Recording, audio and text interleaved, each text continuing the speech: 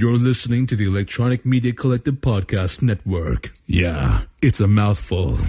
For more great shows like the one you're about to enjoy, visit electronicmediacollective.com.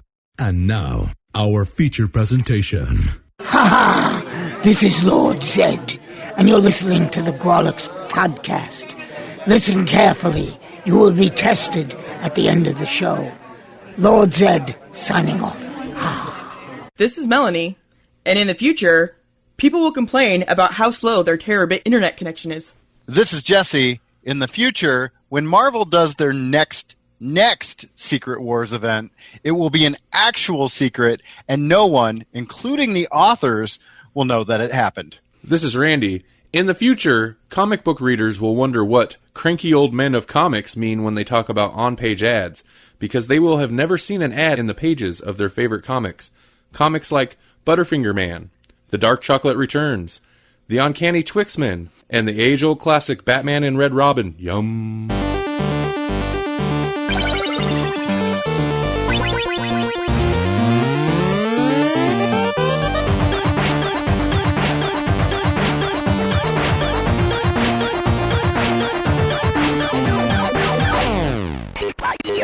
Welcome to the Grawlix Podcast. Another exciting episode. I think this is episode 18?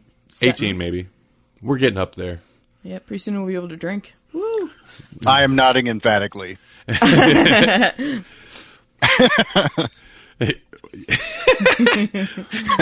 All right, we have a full show of exciting stuff. We read all kinds of stuff. All kinds of stuff. We are going to, I'll go ahead and just, I'm not even going to bury the lead. We read, of course, our poll list, our poll list pick for this month was Planetary by Warren Ellis and the artist, who I will talk about when we get closer to it, whose name escapes me, and I don't want to turn my phone on right this moment, and Oink, Heaven's Butcher, which I have a feeling, I'm sure the book was the same, but I have a feeling that what Melanie and I read is quite a bit different than what Jesse read.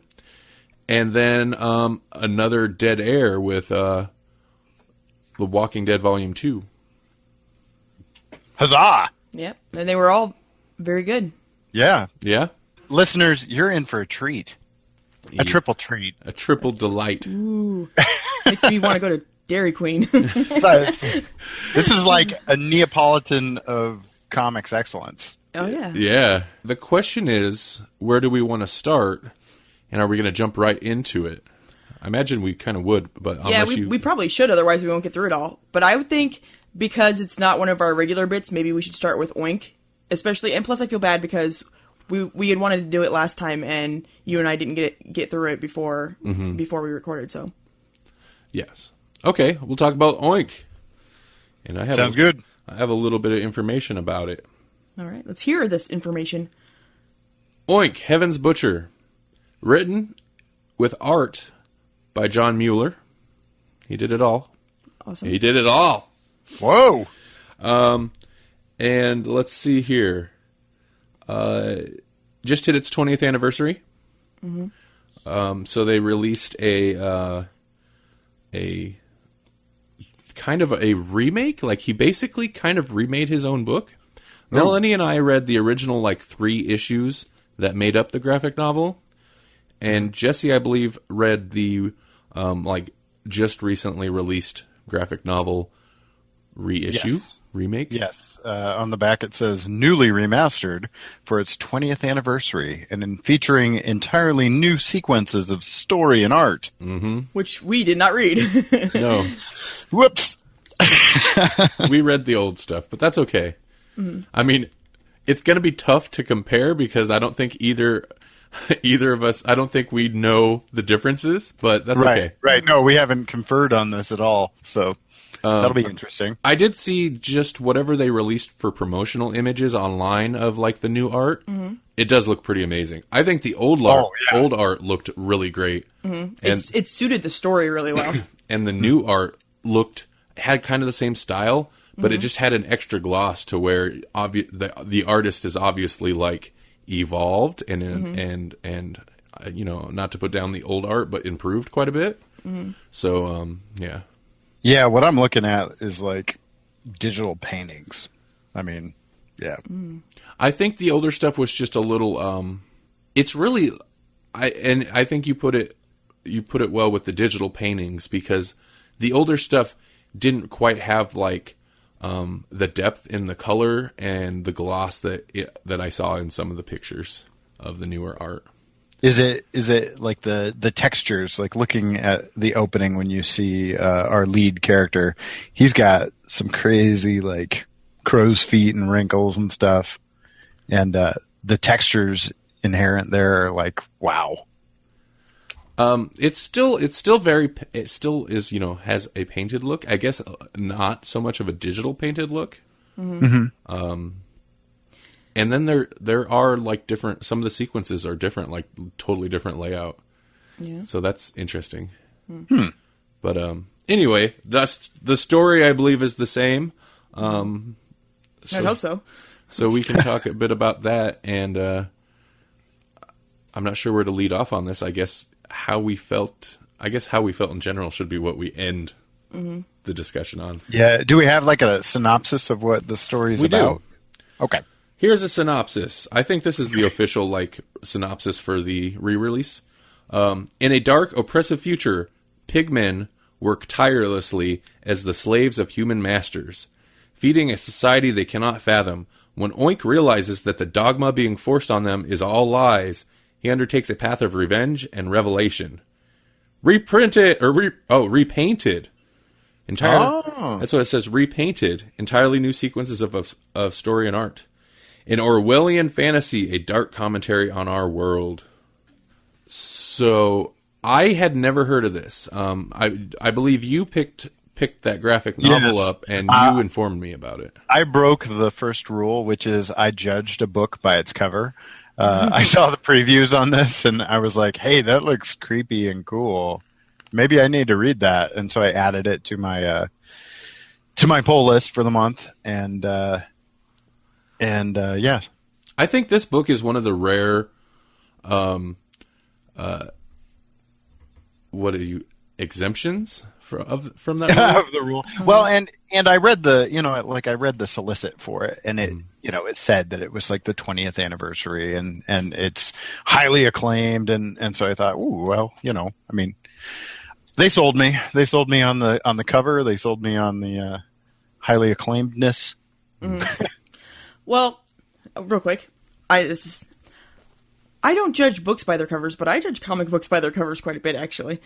Well, yeah. And that's kind of funny, though, because comic books, like, notoriously, you can't judge by their cover, because oftentimes the cover's not even by the same artist who did the That's true, artwork inside. Okay, but, like, Revival, I was like, that's an awesome cover. I want to look in there. And then I looked in there and like, this sounds awesome. I want this book. And then it ended up being good. Well, good and covers. Like a couple like that. Like Witches was another one that the cover caught my eye. And I was like, oh, what's this? I have to look at it. Good covers can totally sell a book. That's for sure. Yeah. But, I did not see the cover and I didn't know anything except for the title when I started reading this book. I knew that Jesse had suggested we read it, but I didn't know anything about it at all except for it was called Oink. And the main character was a pigman. When I first started reading it, I mean, it was good and I was interested in stuff, but I had like all these questions that I'm like, what's going on? What about this? What about that? Why is this like this? And why is that like that? Yeah. And I like that. I like it when I have to read more because I'm so curious about it. That's a sign of a good book. Yeah, they really just throw you in. Yeah, that is definitely one aspect of the story that I enjoyed quite a bit, is that it doesn't necessarily handhold too much. It does just throw you in, and then for the most part, anything you question gets answered eventually by way of the main character coming across it. You experience, like, you learn the world as he kind of like is exposed to it. So that's helpful in that a lot, like, the larger world is unknown to the main character until partway through the book anyway. Yeah. Agreed. And then I think the story is simple enough and the themes are common enough. Not that it doesn't necessarily feel like a rehash, but it's definitely themes that we've seen before in lots of stuff. This is just kind of another interesting take on certain things that are handled pretty well and very stylized. Yeah. I love the look of this thing. This dark dystopian future for sure. It's the future, right? It's like the near future, I believe it is the future. Yeah, it is the future. I don't know how near or far it is, but they talk about how things used to be, which I'm assuming is like around now or something like that. When in the second book, or maybe not the second issue. Yeah, the second part of the story, maybe. Yeah. In the future is depressing. Yeah, no kidding. Most of the time, especially for the pigmen. Man, the pigmen get it rough. Oh, it is super rough on the pigmen too. That was the part, one of the most interesting parts to me, because one of the things that they didn't explain, and I had to know why it was that way. Was I'm like, okay, I can accept him being a pigman, except he works with pigs, so there can't be pigs and like pigmen. Actual pigs. Yeah. I understood that they were like a lower class of people and whatever, and I was assuming that had something to do with it and whatnot. But I thought it was crazy that they would, and it seems like they did it with the whole society, not just the pigmen, that they used religion as kind of like I don't want to say military, but kind of like a military, control. Yeah, people. like a mandate, like you do this because God said so. Yeah, but they also had like the angels and enforcers and the like people that you would think would be the good people of the church were actually part of this conspiracy to keep it. Well, it's not even a conspiracy; everybody knows about it. Yeah, no, the religious leaders were the leaders of the society and the authority, all wrapped up together. And of course, it is a dystopian future with a very corrupt authority.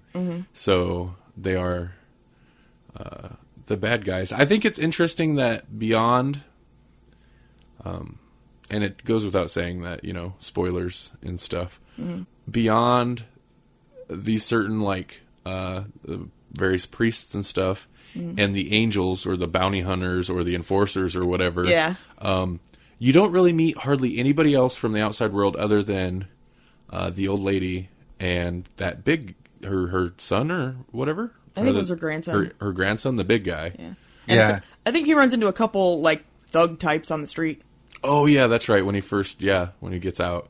Even the people we do meet, a lot of them don't seem, and like the angel specifically, obviously had lots of weird stuff done to him, and a little bit it seems like some of the other people too.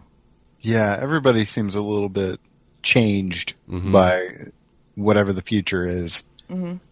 I really liked the character design on most of the characters. Everybody looked gnarled and chewed up all the time. And I liked the security guys and the angels and the enforcers. I liked the gas mask guys in suits with a halo put above their... Yeah. I remember cool seeing that and thinking that you might dig that. Oh, that yeah. look. For sure. And just the look of Oink and the other pigmen is interesting because, they're big ripped human bodies with this gnarled pig head. Yeah. Basically, it's the head that makes them pigmen. Yeah. Well, because they basically have human hands and everything. Did we maybe a little thicker fingernails and stuff, but Did they ever show their feet? I don't remember. The feet? I don't recall. Yeah, I don't know. Because they kind of wear... I think he wears boots. Okay. Just wondering. No, I think because you see some pig ladies, and I think for the most part they looked entirely human except for the head. Okay. So I think they had normal feet because there were some bad dudes in there. Oh yeah, I know. So yeah, this is heavy duty and gory. I was talking, I think, to you, Jesse, on Twitter a little bit. And I said one aspect I liked, it's essentially a revenge story. Yeah. In this setting, and it definitely has consequence and heft. It's not like just a actiony, revenge, gory thing. It's a dark, heavy story. I don't like the word revenge because it seems like more. It's not like you hurt me, so I'm going to hurt you back kind of a thing. It's more like you're horrible people and this needs to end kind of a thing. Avenge? Like a retribution, maybe. Maybe, yeah. Like it's not a slight against him, even though he's upset about the lies and he's upset that his friend was killed for telling the truth and trying to make them see the truth or whatever. And he's upset about all that, but once once he gets out of where the place where he originally works, I forget what it's called. Is it Heaven? No, Heaven is the city he goes into. No, it's just the first building. Yeah. Was Oh, okay. Did he work in the slaughterhouse? Yeah, they lived there. They worked there. They were always there. Yeah. Once it was a slaughterhouse. Okay. Yeah. Once he got out of the slaughterhouse, I think, and you realized the size of it all, it stopped being revenge and became something else. Well, and like I can see the revenge bit a little bit because is it Spigot? Yeah. Is that his father? I think it was just a friend. Oh, okay. Well, that changes things a little bit because he's like almost a father-like figure, and he's kind of the first to like stand up. Mm-hmm. Yeah, and he just gets crushed. Right. I really like how they played that in that's what put the thought into Oink's head that this is wrong. Yeah. Whereas before he was just like everyone else, mindlessly following, and it took this thing to get the wheels turning. He starts questioning, and then what is it like? I don't know if you'd call him the foreman or what, but he like shoves him into this like this pit of pig guts kind of thing. It's like your questions. You can find the answers to your questions down there. Kind of thing, and then it's not long after that where Spigot kind of is like, that's enough, and does his little thing in the lunchroom. I'm not sure if I recall that bit. Oh, I wonder how much pretty was awesome, added. though.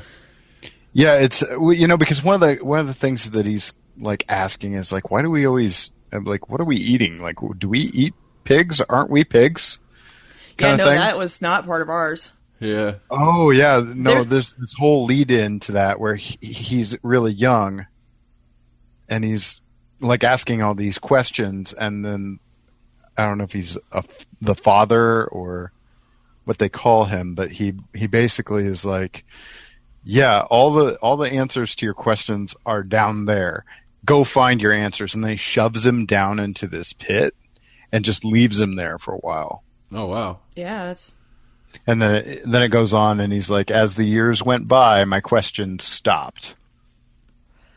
Oh, interesting. See, what we read, it starts with Oink in the prison, like the later stuff, and then what it jumps back to is basically the scene where they Spigot.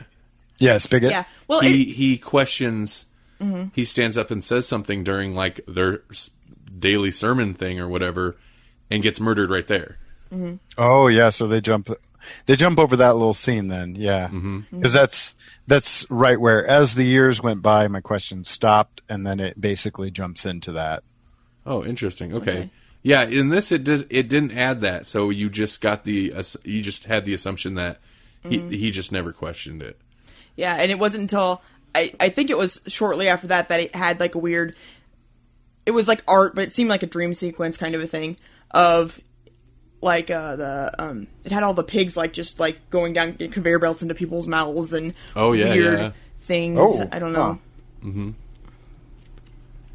Interesting. We're gonna have to compare versions sometime. Yeah. Because then they string him. It's Spigot, I believe. Mm-hmm. They string him up and make an example of him, like attach him to a gear. Is that? Yeah. Well, it's kind of like a. It was a cross. Well, it was a gear, but it was very much had a crucifixion look to it. Yeah, it did. Right. Yeah. Yeah. He's basically attached like he's on a crucifix, but it's it had a kind of a cross look to it. And then there's the bit where they're like force feeding the regular pigs till they die, basically. Yeah. And that almost seemed like, if I recall correctly, the final straw for him, or at least that's when he took his opportunity to leave and burn the whole place down. Mm-hmm. But it didn't happen right away. It was like... No, yeah. He mulled over for a while. Mm-hmm. And I think part of it, too, well, besides his friend being crucified, was that, or whatever you want to call it, they put him up as an example, he was really upset that everyone just went on like nothing had happened and it was just another day. And that, I think, upset him even more than the rest of it. Right. So he burns the place down and then escapes, is that? Mm-hmm. Mm-hmm. And that's when we enter Judas and the angels. Yes. Mm-hmm. Yes. Warden Superior. Oh, the titles. I liked the setting. I mean, it was just kind of dark and grungy, but I like the idea that heaven is like just filthy. full of pigmen. Wait a minute. Okay. That's not very kosher. Okay, so heaven's not full of pigmen. Yeah, I know, it's like a dirty, funky city. Mm-hmm. It's like Judge Dredd meets Punisher meets Spider-Ham. Yeah, I mean, I don't know. I mean, I guess I don't know how much to say about the actual story because it is pretty straightforward. There's not a lot of characters involved. Mm-hmm. Jumping forward, because I mean, like we're really nailing kind of like the beginning. Mm-hmm. Once he escapes, he meets that gal kind of in the. It feels like it's subterranean almost. Yeah. And then he meets like, and she's got Herbert. Mm-hmm. That's it. Which is like this Frankenstein type dude, but his mouth is all sewn shut. And he's willing, he's willing to help Oink. Like without question, he just kind of becomes the sidekick real quick, and things don't end well for him. No. They don't end well for anybody. Well, no, that's true. It seems like it seems like the lady, at least how it played out in here. So she removes the tracking device or whatever from Oink's neck, I believe. Mm-hmm. Right. Well, she rescues him in the first place after he got out and got attacked or whatever and fought off those guys. I'm pretty sure he was like dying, and she saved him.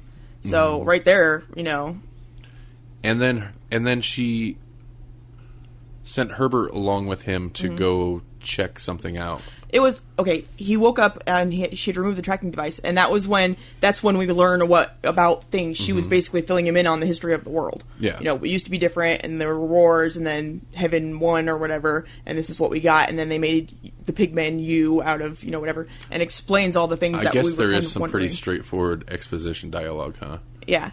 Yeah. And that was why they were living in the sewers too, because they tried to tell people, and so they cut out that one guy's tongue and blinded her or something like that. I forget. Yes. Yeah.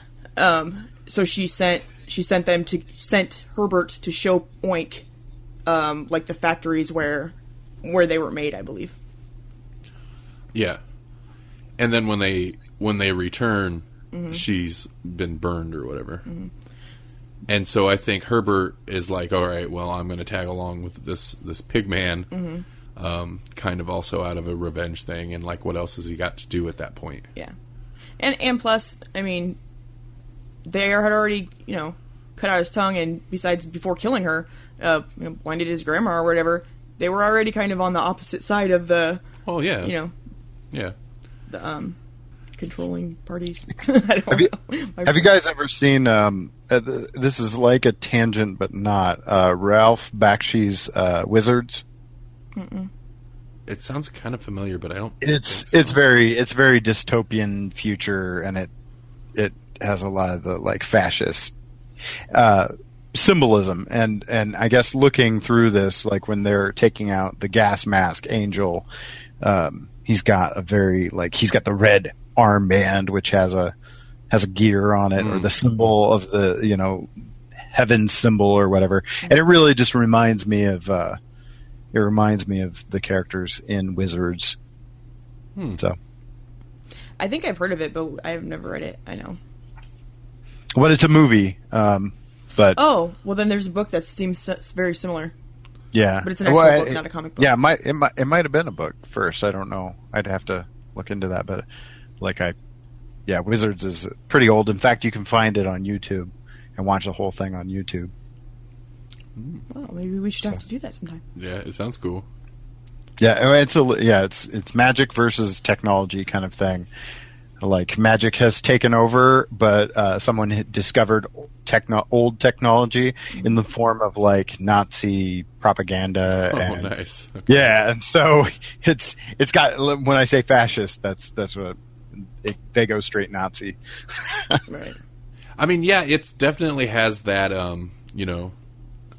the fascist, overbearing authority thing going on. Lots of religious imagery, lots of Nazi style imagery, Lots of Matrix style imagery too. I mean, and then desolate, like he walks across the lands beyond heaven, and it's just nothing. Yeah. Yeah. Until he gets to the wall, and then he looks out over the wall, and says it's beautiful, and beyond that, like, they don't really describe what he sees. That's kind of what Melanie was saying too, but and maybe it's different in yours. Within ours, like he walks to the wall and he climbs up on top, and he does say it's beautiful and whatever, but when he looks out, it's like more desolation, more like desert.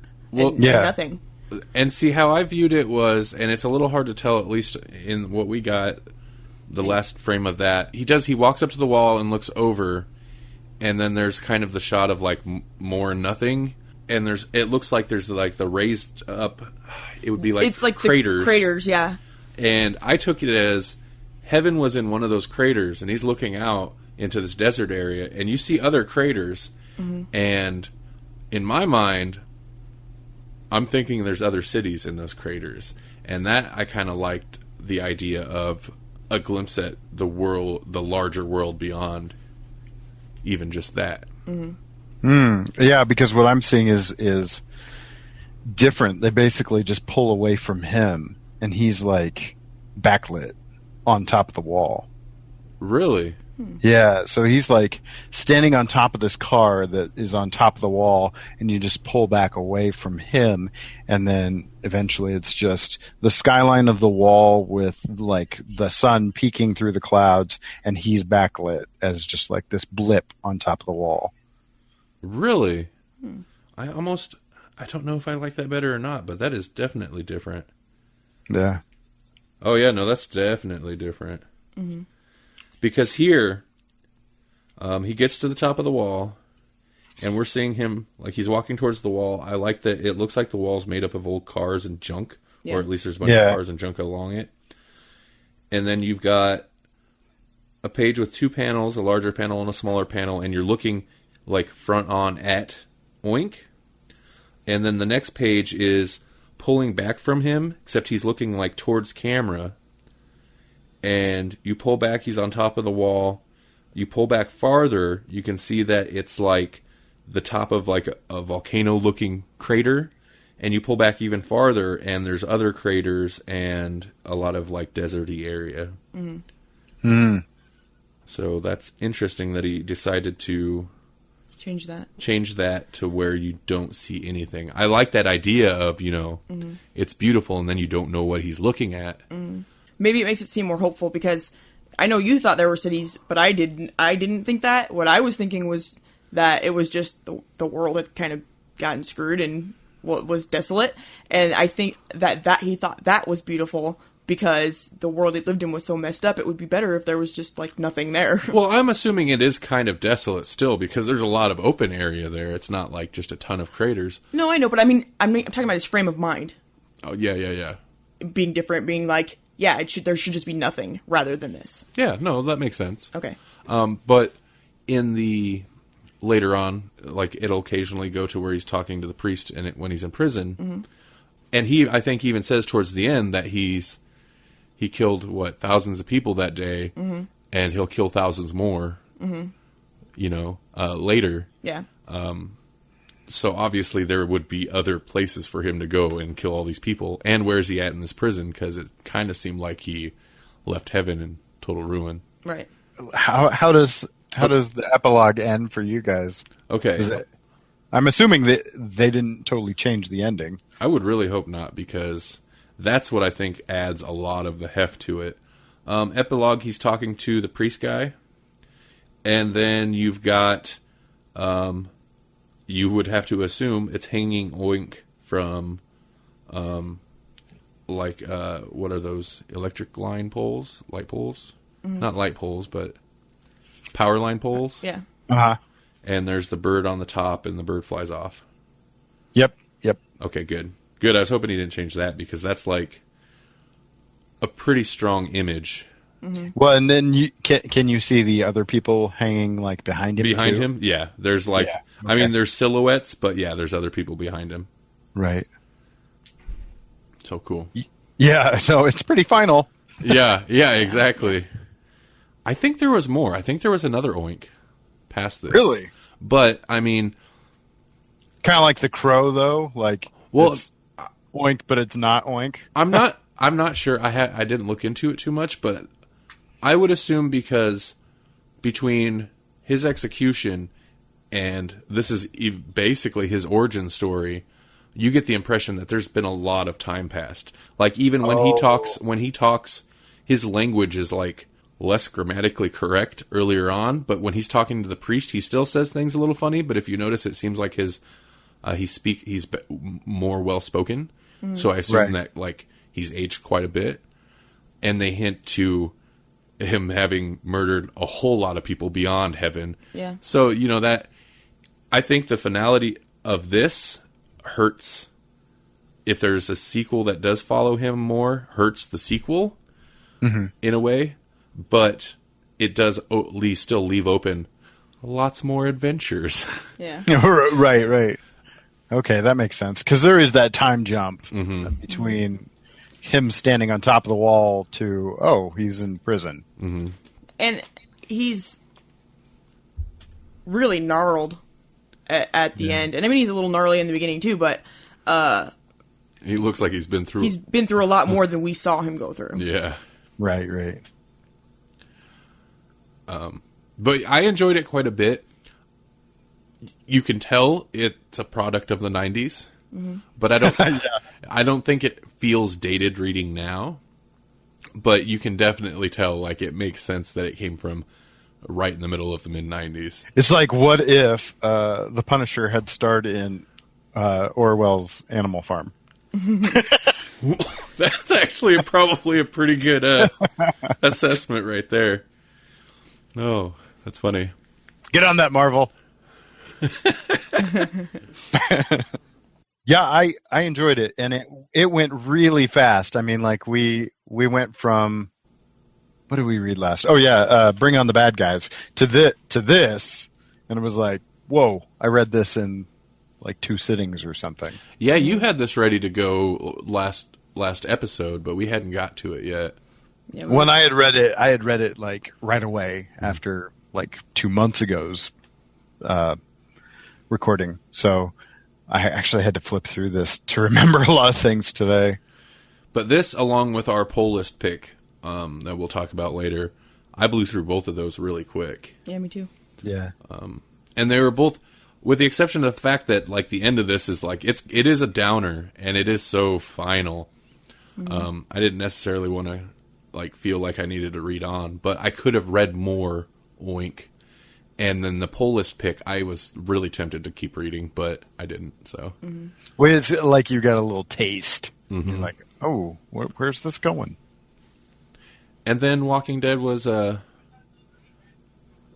talk about it, but it was very much like watching season 2 of Walking Dead. Yeah. The first half drug for me, and then it picked up at the end. I don't know why, but we'll talk more about that in a little bit. Okay.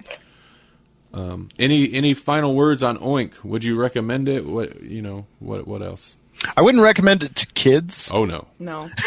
So yeah, It's no, it's definitely not. intended for mature audiences. If our review didn't clue you in on that, yeah, parental discretion is advised.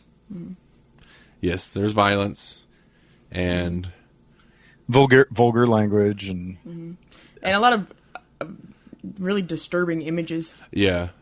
yeah. The imagery was good, but it definitely was disturbing, and it had that, like, that's, other than the fact that it's such a dark story, that 90s, like, look at this, you shocked? You shocked? And I don't think it necessarily felt exploitive. No, I think it all fit It within the worked, story yeah. well.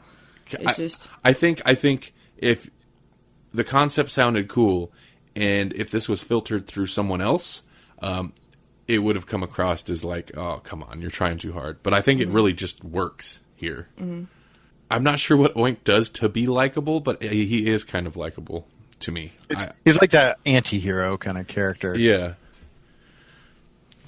It's because you get to see in his eyes all the time. I like the shots of his eyes, but they do that quite often. Yeah. You get to connect. It's true. Yeah. So, yeah. Well, in fact, the cover is just his eyes, and it looks like he's blind in one eye. Yeah, at the end, yeah. Stares out the door of his cell. So, yeah, I enjoyed it quite a bit, and I'm glad you recommended it to me, Jesse, because I had never heard of it before. And it is exactly the kind of thing I should have read already. Yeah. If you like dystopian futures and that kind of thing, and yeah, I definitely recommend it because it was cool, and the art is amazing. I am really curious to see what the original looks like now. It had that Pink Floyd The Wall, like as in the movie. Oh yeah, That feel, like, I'm pretty sure the guy was definitely influenced by that at some point, but it's got like the feel of some of the like Nazi weird infused hammer imagery in the animations from Pink Floyd The Wall, only painted and ramped up to like 37 Yeah. in the art style. But yeah. Yeah, I read some of it at work when so a lot of it I'm in the sunlight. And so when I got home, I'd have to double check because I'm like, I'm not sure if it was really that dark or if it was because the sunlight was there and it made it look darker, Yeah. But yeah, it was really good though. Definitely noir style. So, yeah, futuristic noir, I guess. Yeah. With a touch of like Sin City, but played like straight, From the bit of Sin City that I'm aware of, it seems a little tongue in cheek at most times. And this is like plays most things. Like there's some humor in the art and the fact that the angels are the enforcers, but it plays it pretty earnestly and serious. Yeah, that's three thumbs up. Would you guys call this would you think this is a horror story? Is this a full page bleed out kind of situation? Because of the look of it, I could say that. I could classify it as that. I think it's probably more like, if you want to break down genre, more of a sci-fi. That's what I was thinking. I guess dark sci-fi story. So like Alien, Prometheus kind of thing, Predator. So, well, yeah, kind of, because like those, maybe not so much Prometheus, but I guess a little bit. But, right. Alien and Predator definitely dip into horror as well. Oh, true.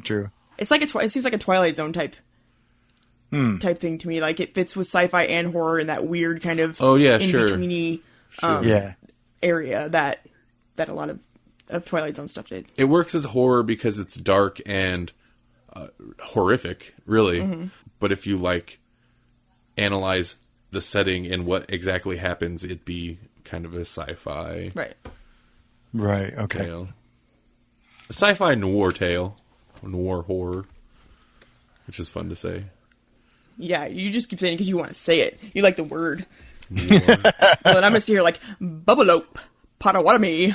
Yeah, but you don't have a reason to say those things. It's because it's fun. All right, what's next? Moving right along. Planetary? You want to talk about Planetary? Okay, if we have to... Yeah, that is about the order we usually do things. Let me pull up GrawlixPodcast.com, where you can find all of our stuff, as well as vote in our monthly poll list. Yeah, tell us what we should read, peoples. I'm pretty sure I know what it is, but in case it's changed. Because it was neck and neck. It was neck and neck the last couple days. But let me double check it. GrawlixPodcast.com. Works on your mobile device. And real quick, I want to say, I have been very impressed with most of our poll list picks that we've had to read. Like, a lot of them I hadn't really ever heard of before, and they've all been really good. Yeah, we haven't had a slouch yet. Mm-mm. And this so don't vote for slouches. Yes. Yeah, avoid this. Don't give us slouches. I don't know what that means, but yeah. Looks like The Crow is beating Batman Arkham Asylum by 1 vote. Yep, that's where it's been sitting at for a little bit. With Why the Last Man still in 3rd place. Nice. The Crow was just added, I want to say, this last month, and it shot up there past everything else. You can always go to GrawlixPodcast.com in the right-hand sidebar, or if you go to the reading list page, you can vote on what we're going to read, and you can add your suggestions. We've had a couple suggestions added recently that look very interesting, including The Crow, which maybe a couple weeks ago it was added, and I don't know who when you add it, you just type it in other, and then eventually I add it to the list, but it doesn't tell me who. It got added, and it shot right up there. Yeah. So, well, that's good though. I've never read the original Crow. I've never read any Crow. I've seen the movie, obviously, but I read some of the newer stuff that IDW had released, and yeah, I tried to read some of that. I believe I own the trade, but it's been a long time since I read it. I think I read it when the movie came out. Because that's what everybody did. Oh, yeah. Well, not everybody. It got popular somehow. How did it get popular? The movie. Yeah. How did the movie get popular? No, the book. Oh, okay. Yeah. But I don't know that it holds up as well anymore. The movie? Yeah. Oh, no. But I loved the movie. Like, I was at that perfect age and into the right things. That movie was for me. That time was like super special for anybody that had a long coat. It's true. Oh God, it's true. Because Duncan MacLeod from the Highlander TV series, he basically wore that coat, and then the Crow, he basically wore duct tape and that coat. Yeah. And or even Walker Texas Ranger wore that coat, except brown. Mm-hmm. It carried up kind of through the Matrix. However, oh yeah, true. And so they had that coat with less color, and then it kind of got. Never mind. And then Columbine put a little bit of a damper on long coats. Yeah. I was debating. I didn't know how hard I wanted to hit that point, but I softened it. Could have been horrible. I didn't mean that. So. Anyway. Yeah, but it's definitely something that was much better at the time it was released, but it's still okay, and I love it because I use it for other movies. Like when there's like ridiculous bad guys, I'm always like, fire it up! Yeah. It does become a reference to like, the Top Dollar, and they have such like cartoon nicknames, which of course in the movie they allude to that. Mm-hmm. So but I've never read the graphic novel or anything. Yeah, I think it's a little different, and I believe they're remaking The Crow. Yeah, I think you're right. which it's like part of me thinks don't do it, and then the other part, and I'm, as we know, I'm against remakes, but I think maybe there has been enough time. The movie is so different from the core material. I mean, like it's close, but it's not. There's still room for improvement if you want to get, like really true to the material, I think. Well, and what's smart about the story is that it has that built-in potential for other Crows. Right. What's unfortunate is that all the sequels were god-awful. I've never seen any of them. I seen the second one, and I'm not sure if I might have seen part of like the third one. At one point, I owned them all. Yeah. Except I owned the second one on VHS, and I just couldn't stand to have it in my house. So, I mean, and there was even some interesting imagery stuff that happened in that movie, but the story and acting were so horrible that I couldn't own it any longer. And I think that all of the movies really had some redeeming element or something, but yeah, ultimately they were all really bad. Yeah, like the third one. I think that the idea was okay, and then you got to the bad guys, and the bad guys were so over the top that it's like. No.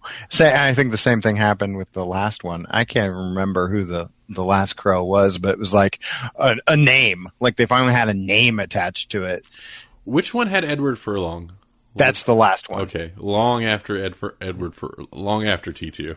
Yeah, and then I'm thinking, okay, yeah, he would be a good look for this Crow. And then I think it's David Boreanaz.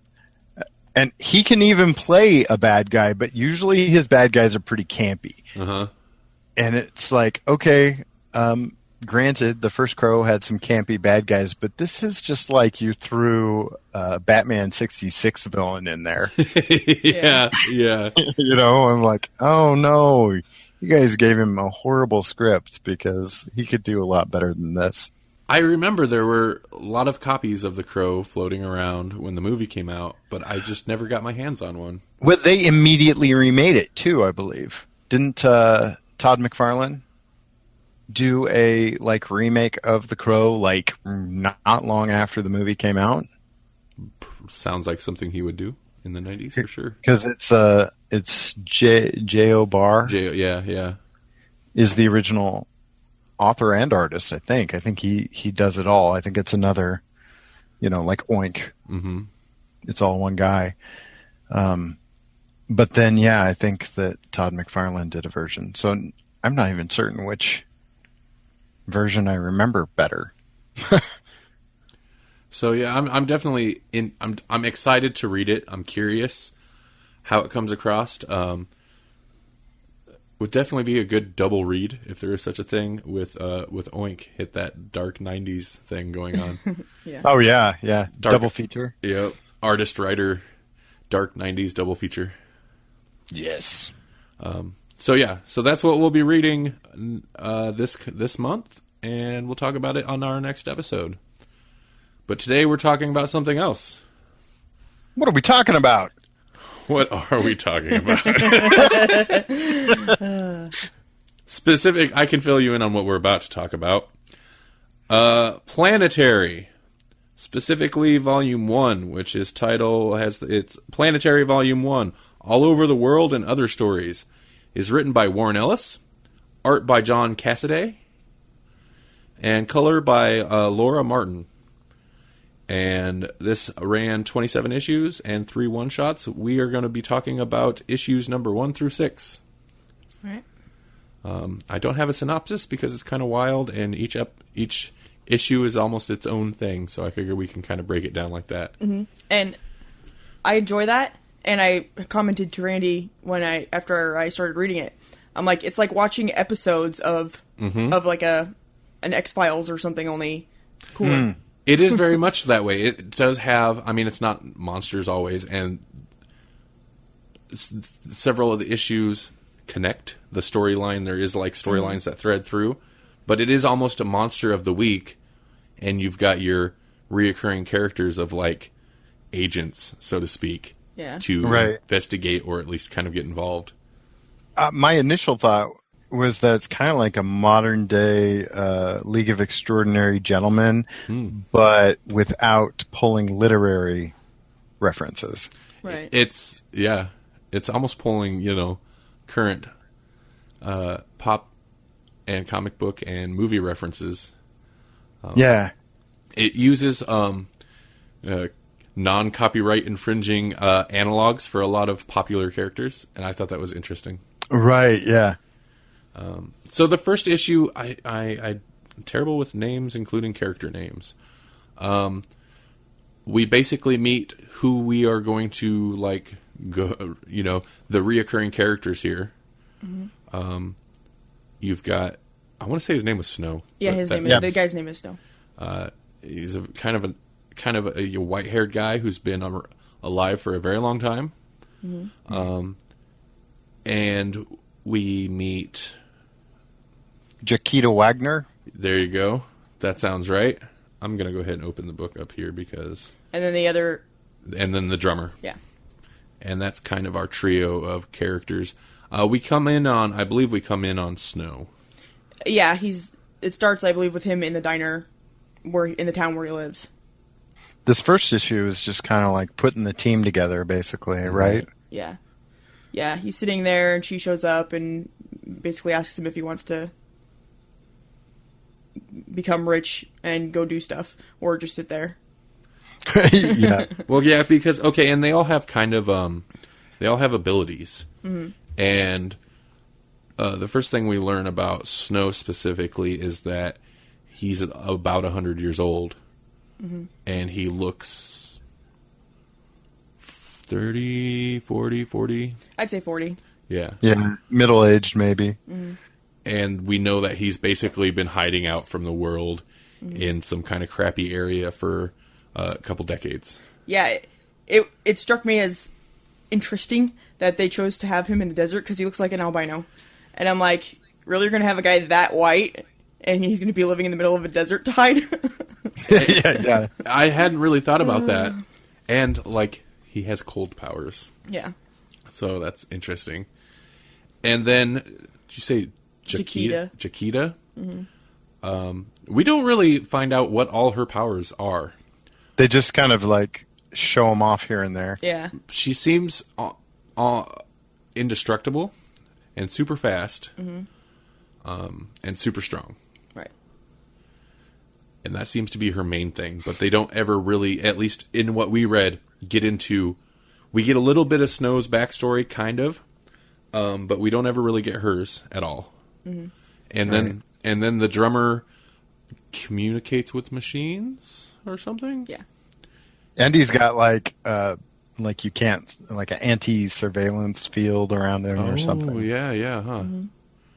Mm-hmm. And so they basically Jaquita recruits Snow into this organization. It's called Planetary, wasn't it? Yes. The organization.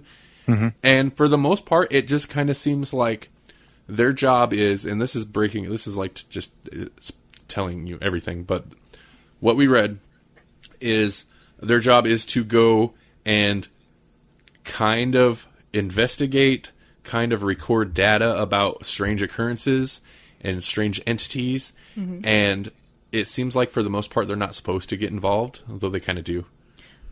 Well, maybe a little bit get involved. If there was some creature tearing up a city, they were probably supposed to, if not kill it, at least contain it. Mm-hmm. And I think actually, I would want to say part of their job is to also to collect things if they can. Mm-hmm. So So Men in Black meets Agents of S.H.I.E.L.D. meets X-Files. Yeah. And they all have superpowers. Yeah.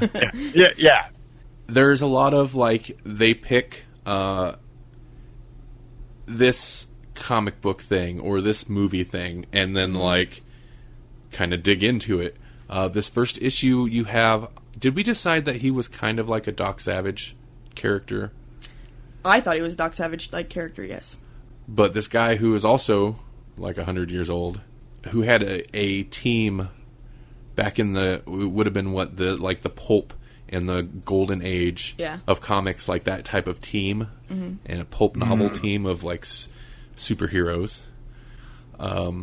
They come across this guy basically, and their crazy computer that could open or gain access to the multiverse. Basically. So yeah, there's a lot of, I don't know, there's just a lot of stuff, especially this first issue.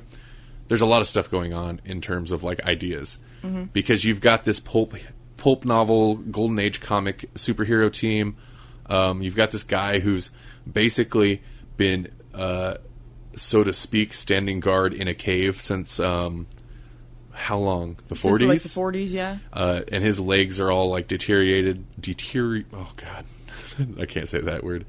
Deteriorated. God, what happened? When did I get a speech impediment? Every time you stand in front of the microphone, baby. Every time I talk. Yeah, and because he was injured. His legs were injured. Otherwise, he has at one point had trained himself that in such a way that he didn't need to eat, and he did not age.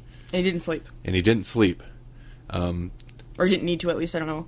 I think if I was trapped in a cave for like 50 years, I might take a nap or two. That's dedication, though, because he was holding a gun, and he was keeping anybody who came in there away from the computer. When they like fend off these guys that so obviously look like the JLA. No kidding, yeah. That was one of my favorite things about it. It was like, so was he a bad guy? Because we don't know. Yeah, it's hard to say, because he said they looked across from another planet and wanted to invade ours, or, well, theirs, you know. But yeah, I got such a thrill out of that, because it's obviously Batman. There's a very strange looking Superman analog. Aquaman looks like a merman. You've got the Flash. I mean, they're all there. Yeah, you got like a Martian Manhunter wannabe. A Green Arrow, or not a Green Arrow, a Green Lantern type, except he's blue and he's got like a glove thing. And then a Wonder Woman type. And they had fought them off back in the 40s. I bit my tongue a little bit. Yeah, I think they were saying that their planet was dying or something, and that's why they attacked. But I found reading this first issue was very interesting, particularly after reading all the recent DC multiverse stuff, the multiversity. Oh yeah, I bet. And the convergence stuff. And this series, not that that's a new concept to comics. I mean, I'm sure that's partially why they, Ellis dove into that here. Planetary was late 90s, I believe, or like 99 through 2000 something. But yeah, it was just, coincidence, but it was very interesting reading a lot of the same concepts explored here that Grant Morrison, specifically in the multiversity stuff, was hitting super hard, which also included a lot of analogs of characters that the company didn't own. Yeah. So I'm curious then, this is Wildstorm? Who was it? Good question. So would that be, and maybe this is spoilers, I don't know. Does Planetary play into Convergence and all the new things with DC? No, they don't. Not that I'm aware of. They didn't really play that into it at all. But I know Planetary ran, like I said, 27 issues, and there were 3 one-shots. And one of the one-shots was like a Planetary Wildstorm crossover, and the other 2 were Planetary DC crossovers. There's a Batman and a Justice League one, which I really want to read. I want to read that so bad, because, Yeah.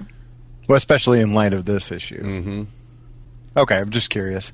So at first reading this issue, the introduction to Snow, and then Chiquita, and then the drummer, who I'm still not really fond of the drummer, I was really kind of like, I don't know that I am interested by these characters. And before long, it picks up quick and puts you into like, okay, here are these people, but here's what the book's really about. Right. And once it hit that, I was totally into it. I was like, oh yeah, I like the throwback characters. I like the wild multiversity stuff, and the fun DC characters nod. Right.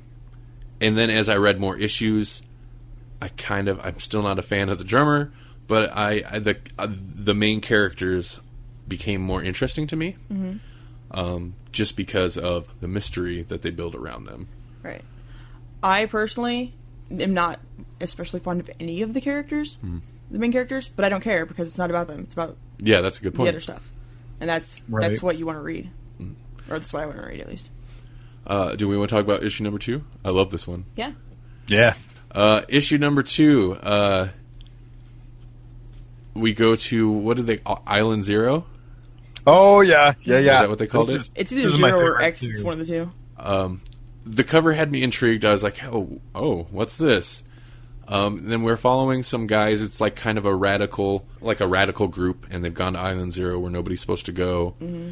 And I'm not sure. It seemed convoluted, but not in the stories, not in convoluted on the writer's behalf, but convoluted on the character's behalf of what they're even doing there. Because it was the first group? Yeah, I don't want to call them terrorists, but the radicals. No, they were. They were kind of like a terrorist, radical, religious group, because the one guy was their messiah or something. Yeah. And I think he was kind of a nut bar, and he wanted to go there and be isolated so that he could get inspiration to write something. Some propaganda. He's got the best lines that make absolutely no sense. Mm-hmm. His first line in the whole book is probably not something I can read on air, but it's awesome. Mm. And while they're there, they come across a large, looks like monster corpse, and it's totally Mothra. Oh yeah. That's the first one. I was like, that's Mothra. Well, and it should have been kind of a giveaway to say, was it Island Zero? Because, what is it? King Ghidorah is Monster Zero in Godzilla versus Monster Zero. Mm-hmm. They go to Pluto or whatever, and so it was a total nod from the very word go. Mm-hmm. Monster Island is now Monster Zero Island or whatever. Mm-hmm. Well, and then our group, the Planetary group, gets word of something going on over there, so they go to check it out, and we get a little of a exposition about what this place is. More, even her thing, she's like, we know what it's not. Yeah. Just that it's a scary place. We also get to find out that basically Planetary is international, that they have branch offices or whatever. Oh, yeah, good point. Yeah. Mm. But this group eventually finds a very Godzilla-looking body. Mm. It's to the T, pretty much Godzilla. Corpse body, and they go inside, and this guy's all crazy, but it's... He's like, we've got to eat this. They're going to eat this rotting Godzilla body. Yeah, raw, by the way. Can't cook it. Yeah, for some reason. And, of course, because he's crazy. His guys don't want to do that. This is after they find, basically, the skeleton of Ghidorah. Mm-hmm. So kaiju fans, you would really dig the second issue for sure. Mm. Unfortunately, it's not what the whole series is about, but I would have read more of this. Oh yeah, for sure. I want them to go back and be like, yeah, this is important because Godzilla. I mean, not Godzilla. Yeah, not Godzilla. That's what we call him now. Not Godzilla. Not Godzilla. But yeah, the Planetary team went there basically to try to get these guys to not see the things that they're already seeing, and to keep them quiet if they do. But by the time they get there, they don't have to do anything because there was some other military group there. And when they came out, the crazy guy went even crazier and just dropped some gas bombs and killed everybody there. So by the time they got there, everybody's dead, everything's done, and they're like, okay, well, we got to see this island. Now it's time to go. Yeah. Yeah, they really did nothing in this. Mm-hmm. Which is another, in later issues also becomes a thing with him. He's like, we don't do anything. We just show up and look at stuff and then leave. Mm-hmm. Yeah. I guess at the end they do show, would that be Rodon? Basically everybody died except Rodon. Mm-hmm. And they just go, that's great. And that's how it ends. I like... Rodon's still alive. I do like the one chick's attitude, the Jaquita's attitude, because... It's very much like, she's like, we're just here to make sure things are still weird. Yeah. And then they find weird stuff, and she's like, "Oh, it's weird. Isn't it wonderful?" And yeah, like she's super thrilled about this crazy stuff, and I enjoyed that bit. Well, I think especially because earlier in the thing, she had said that all the monsters were dead. So when that one came flying out at the end, she was happy because they're not all dead. Uh-huh. Yay! There's monsters on Monster Island. Okay. At this point, I'm enjoying the writing because they did get there and they didn't really do anything. Not much in the issue happened other than to be like, hey, here's Monster Island. But there was enough, like, with the crazy radical guy, there was enough interesting dialogue and just, like, what is going on to grab my attention. Yeah. Like, there was some substance there, even if it was just crazy and in the end didn't really matter. Yeah, it was still probably one of my favorite issues out of this run. Yeah, me too. Yeah, and it's definitely the most recognizable setup. You know what I mean? Yeah. This one was almost blatant. Yeah. I mean, it was blatant. Yeah. Okay. And the next issue. My phone's being slow. I was trying to get to the next issue to see what it was.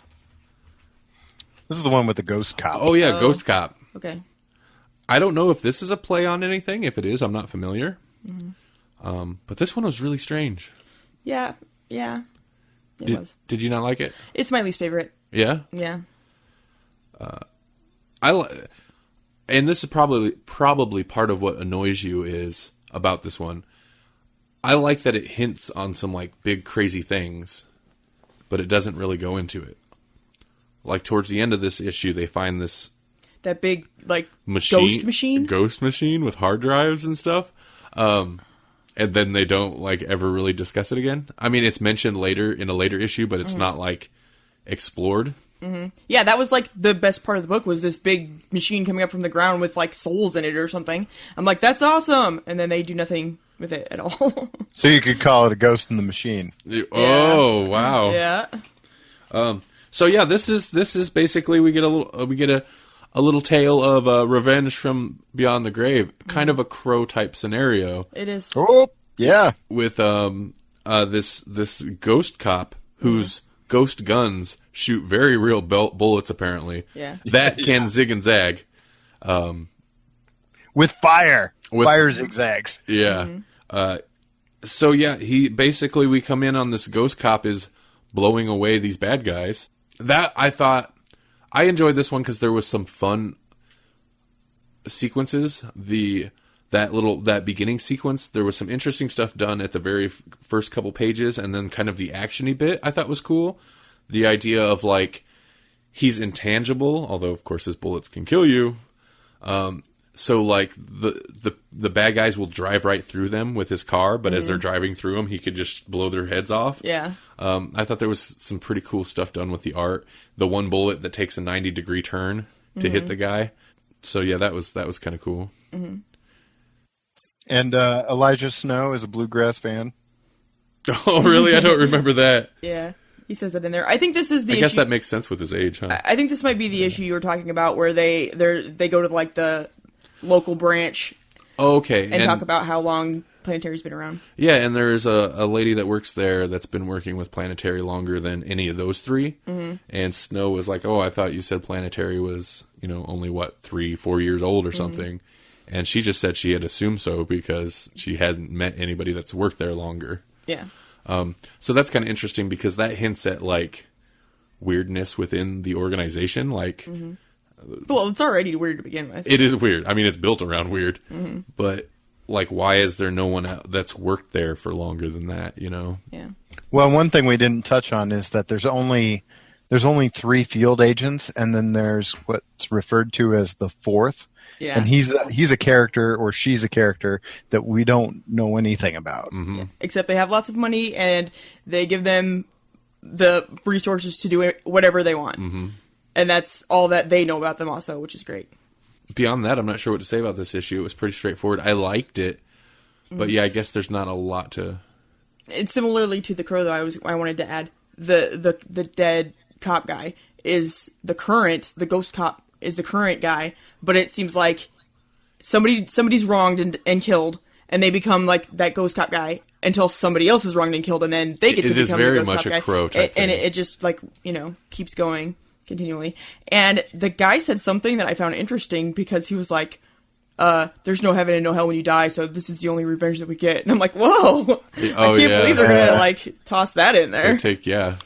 I like that the final beat of the entire thing is a pun. Was it?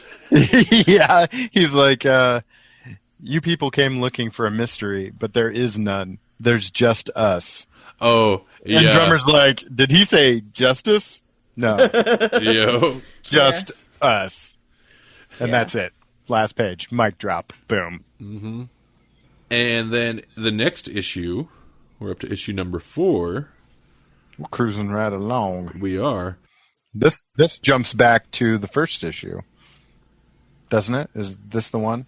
No, I think the next... Well, I'm thinking 5. That guy does make an appearance towards the end of this issue, but 5's the one that definitely plays on that character. Captain Brass or something? What was that character's name? Yeah, something like that. Yeah. This is the one where basically a building has disappeared or sunk down into the ground or something, and we enter in with an investigator, not connected with Planetary at all, and he kind of gets involved. I like this one because it starts from an outside party. We're following this guy, and through like happenstance, he comes across the Planetary people. So this, I think, adds more of like an X-Files feel to those episodes where you'd come in as like, you wouldn't be following Mulder and Scully, you'd be following whoever, and then they're introduced to like this agency, and it's all kind of weird. Yeah. It did very much have that feel. Like they literally ducks behind some like quarantined off area, and there's a bunch of people in suits and the Planetary guys. Speaking of X-Files, if you guys like X-Files, you should check out the review that was recently posted on GrawlixPodcast.com. It's a review of X-Files Season 10, issue number 1. Yeah. And who doesn't like X-Files? At least some of it. You have to. Yeah. I'm not sure how to describe this story. So this guy gets kind of teleported off to this crazy spaceship. Yeah, he's chasing a bad guy. And he jumps on this artifact that they were studying. Examining or studying. And it like zaps him away. It's like a set of stairs, basically. Right? Yeah, kind of. I believe so. It's like a weird... Here, I'm almost there. It is kind of like a set of stairs. Yeah, I guess so. It is like this like wedged... a lightning bolt set of stairs. Yeah, and he's climbing up over it because... crazy eyeball crabs got stuck to it or something. Yeah, it did have the weird eyeballs. Okay, yeah. And then we don't know anything about what happens to him after he disappears, right? Till he reappears and then wakes up in this hospital, private facility place that Planetary has access to, or is ran by Planetary. And then he explains, like he comes to and he's got this big scar on his chest. Shaped like a lightning bolt also. Yep.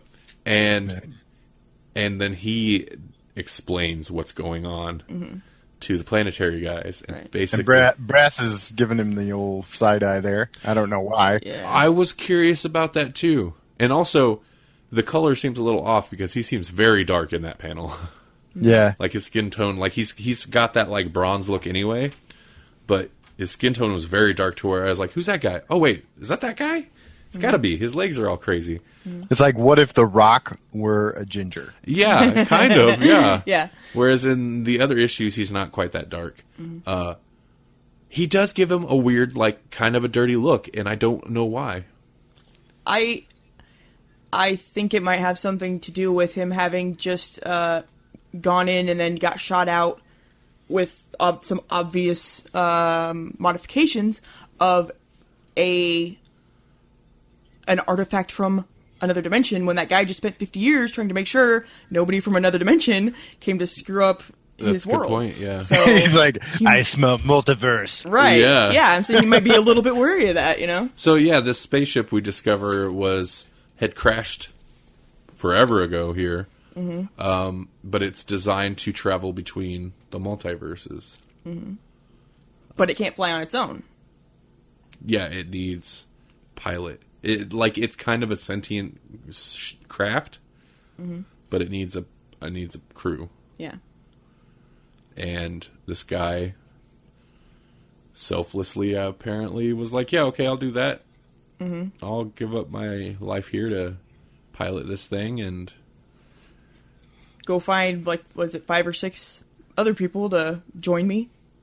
So the message here, kids, is be careful when you touch the control interface of a strange interdimensional spaceship. Yeah, because it'll suck you into a pretty place and then ask you to do things for it. put surgical. Okay, I'm gonna keep it clean now. And they'll surgically implant things in you. And make you look like a superhero, which was pretty awesome, actually. Yeah. I liked his pilot uniform. Yeah, it was kind of an old style pilot. It's like if the Borg were purple and gold. Yeah. This is another one I like that. It's another one that's like, here's a little glimpse of what could be its own whole series. But that's all you get.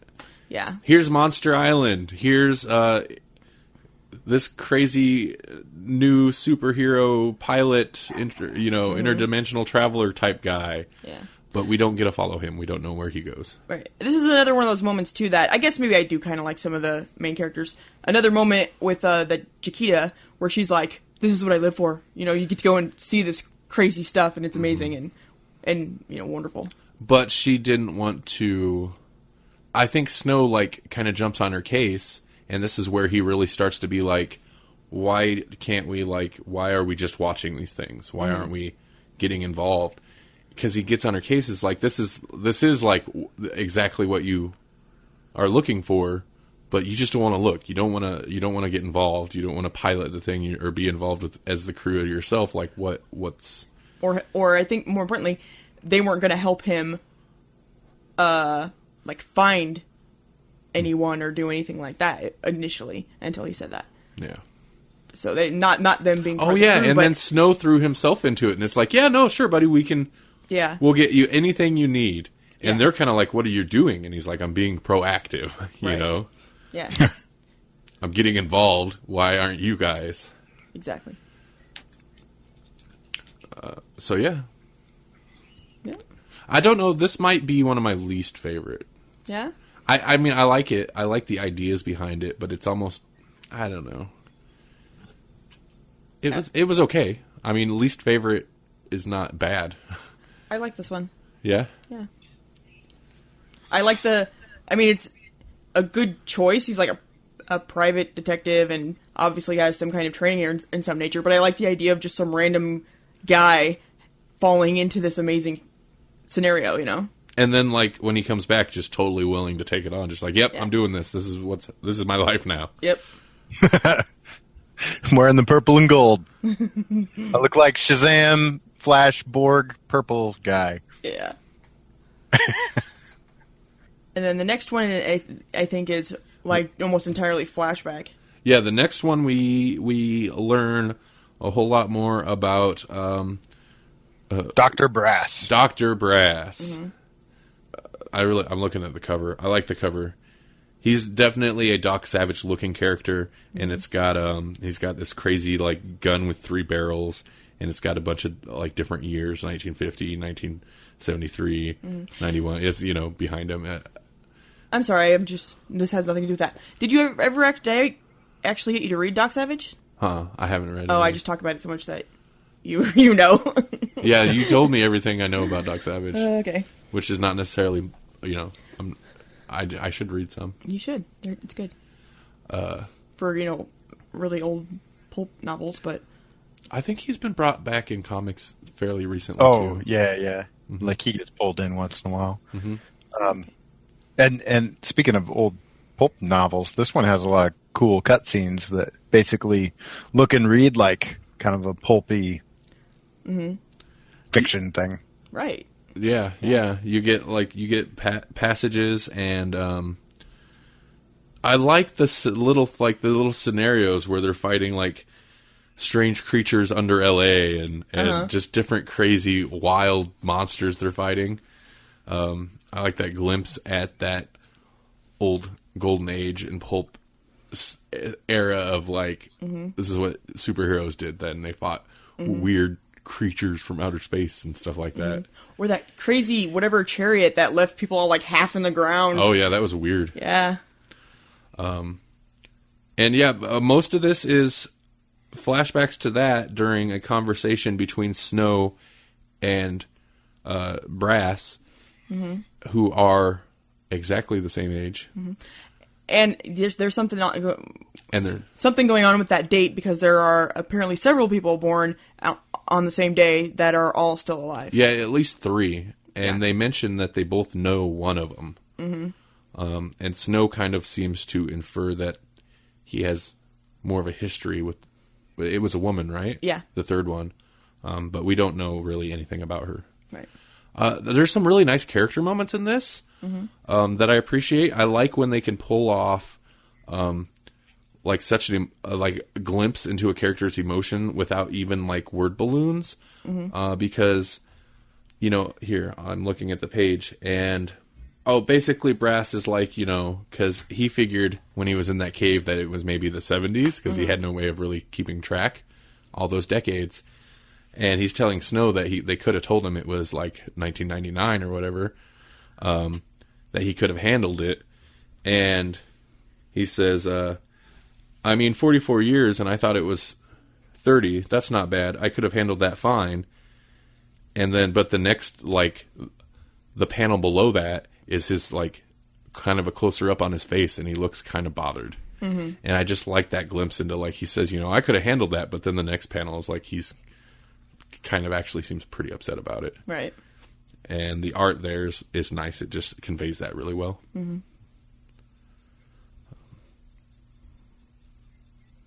Well, there's that interesting cut scene where he's basically talking to Snow about, you should have been involved. You don't know what you missed. It was glorious. And then he gets like this cut scene of Dr. Brass and basically his super team. And then you've got Elijah Snow, and you can tell he's like obviously regretting whatever it was that he had to do. And he just says, I was busy. Yeah, I like that moment a lot. Yeah, me too. Those are definitely the two like standout character moments in the issue. Those two stuck with me. Well, and I guess that's how it ends, really. Well, I believe it began and possibly ended also, though, with them talking about, I think it's was it Trask? There was a partner of Doc Brass's that had died in the cave, and initially was his enemy, but they ended up becoming friends.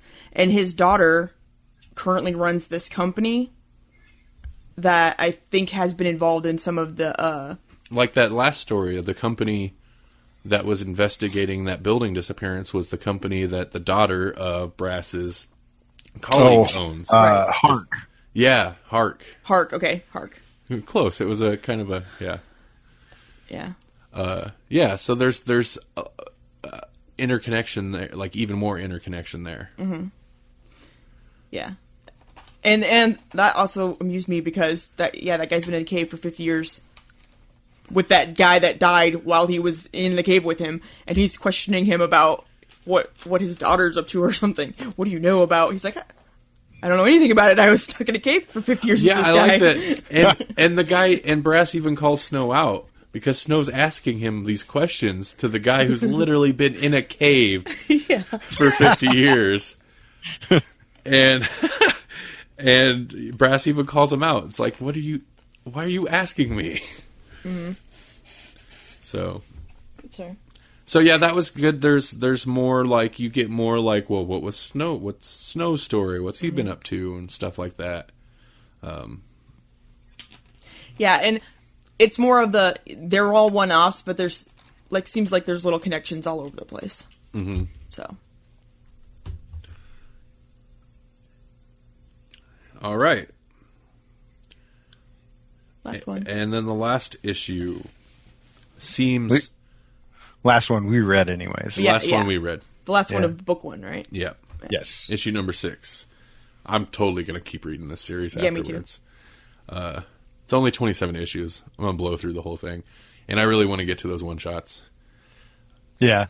This one is like the most out there issue, I think. It seems to throw you into the middle of some stuff where there's some like, not just like, it's like the Planetary guys being like actively involved, and they're going to attack this person, and like, it's just, I don't know what is going on in this issue. Yeah, I remember, I don't think I had even started this issue yet, but I was about to, and you were like, they just throw you in and they don't explain anything and blah, blah, blah. And then, yeah, I see what you were saying. There's still a lot that he learned through files or whatnot, but we don't really know a lot. Yeah, there's a big jump between, or at least a big jump in like, from last issue, Snow knows like nothing about anything, to this issue where they clearly know a bunch about a bunch of stuff, and they are after some answers, and we don't even know the questions. Yeah. But the setup is, there is a group of astronauts from before, I think it was before we actually went to the moon. They had a secret group of astronauts that they sent up to go to the moon. And on their way, they were intercepted basically by like an interdimensional gate. The snowflake. A snowflake. And then some weird, like, interdimensional baby. It's like the space baby, only through the multiverse. And then they came back with superpowers, apparently, that we know nothing about. Because we didn't get... That's probably what was in the files that we didn't read. And now they're... I don't know if they're trying to catch him or what exactly they're trying to do. But Snow and Chiquita are... They're trying to attack the guy, for sure. Yeah. And FYI, there's 4 of these spacemen. Yeah, there's 4. With superpowers. And they throw away a file that has a big 4 on it. Yeah. Yeah. Oh, yeah. These spacemen that were exposed to something that gave them powers. Fantastic powers, maybe? Maybe, but they actually seemed a little more hardcore than that. Oh, well, sure. But yeah, I know. That's totally who it is. Yeah. That's who it is. Yeah, when there's even, I think there's the token female even, isn't there? The Sue Storm, basically. But yeah, I don't know. I liked, because we get this whole story of the astronauts as explained to, like, they discover this file or however they come across it, and the drummer is like telling the other two about this whole thing. I like the artwork there because anytime it shows like the old stuff, it's got like a grainy black and white film look to it. And I just really like that weird, it's that weird space, weird kind of creepy space stuff. And it's, yeah. Beyond that, I don't know what to say because I don't know what's going on in this issue after that. Well, I know that I don't know exactly what they were doing, but the way that when Snow was talking to the guy, the way that he describes them is basically like the anti-planetary people, where they're like doing everything to try and stop progress or something, rather than trying to, and discover new things. They're trying to stop that. Yeah, and Snow's super upset when he's in there because he's like, all this stuff in here, like this technology, this stuff in here, all the lives you could save, and you're not doing anything with it. That kind of seems like his big motivation to be angry at this person. Yeah. Although it does seem also like they might have done some pretty horrible things in the meanwhile.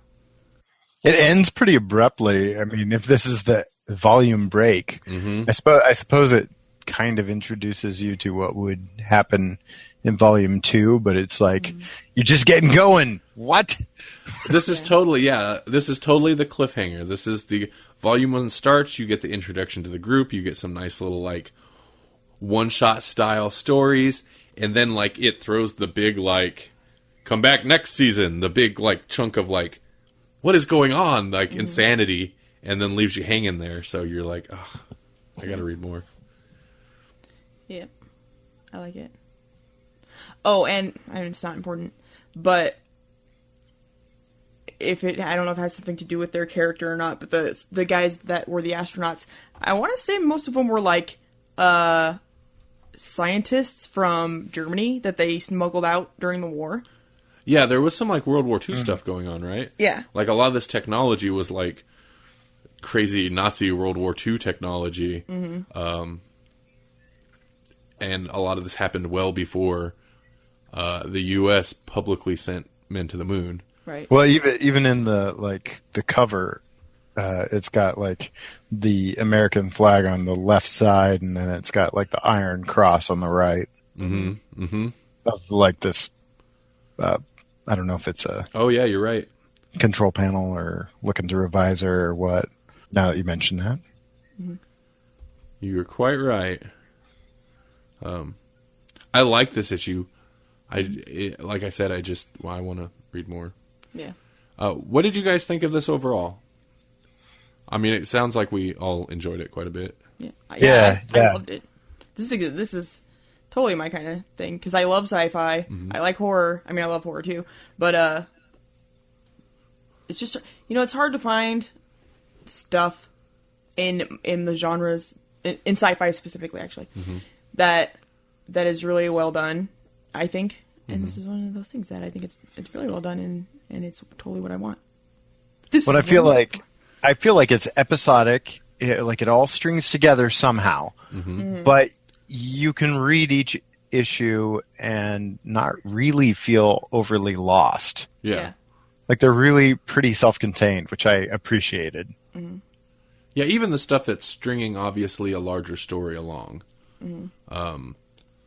is still presented in a way like that the 5th issue that's all about Brass. There's stuff that ties into like, well, what's going on with Planetary, what's going on with Snow, but it's still like its own thing where you're getting like kind of Brass's backstory and some of the stuff that he did beyond that first issue, Right. Right. You get to see where some of those trophies in the cave came from. Mm-hmm. So what did you guys think of the art? Yeah, I think I liked it overall. I did too. I think I might have mentioned to you, it seemed like it changed some. I thought there me. might have been artist changes. Yeah, I thought there might have been. But I think it was all the same artist. Just changed style or something, maybe? I think maybe, yeah. Because I was actually, I just looked, like, paid attention to it today, preparing notes and stuff. But I could have swore it seemed like, if not every issue, there were at least a couple artist changes because the style does change from story to story, I think. Yeah.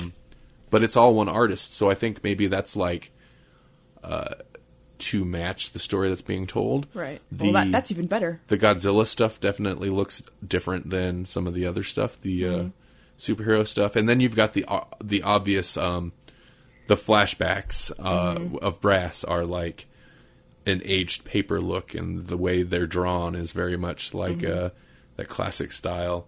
And then the astronaut stuff is the old black and white film look is portrayed very well with the art. Yeah, it's usually Cassidy as the main artist. Mm-hmm.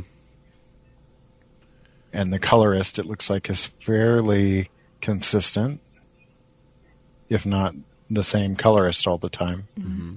But there's a couple issues where there's like other names thrown in there as editor or whatever. Okay. No, it was something that I had noticed while I was reading it, and I asked Randy if they switched artists, and he said he didn't think so, and I'm like, well, it looks really different. So I guess you went back and checked it out for me. Thank you. Or at least the information I found. I mean, I could be wrong. When that may be a choice because each issue had such a different tone. Well, yeah, that's what I'm saying. If they were doing that, I appreciate that. That makes it even better. It's good.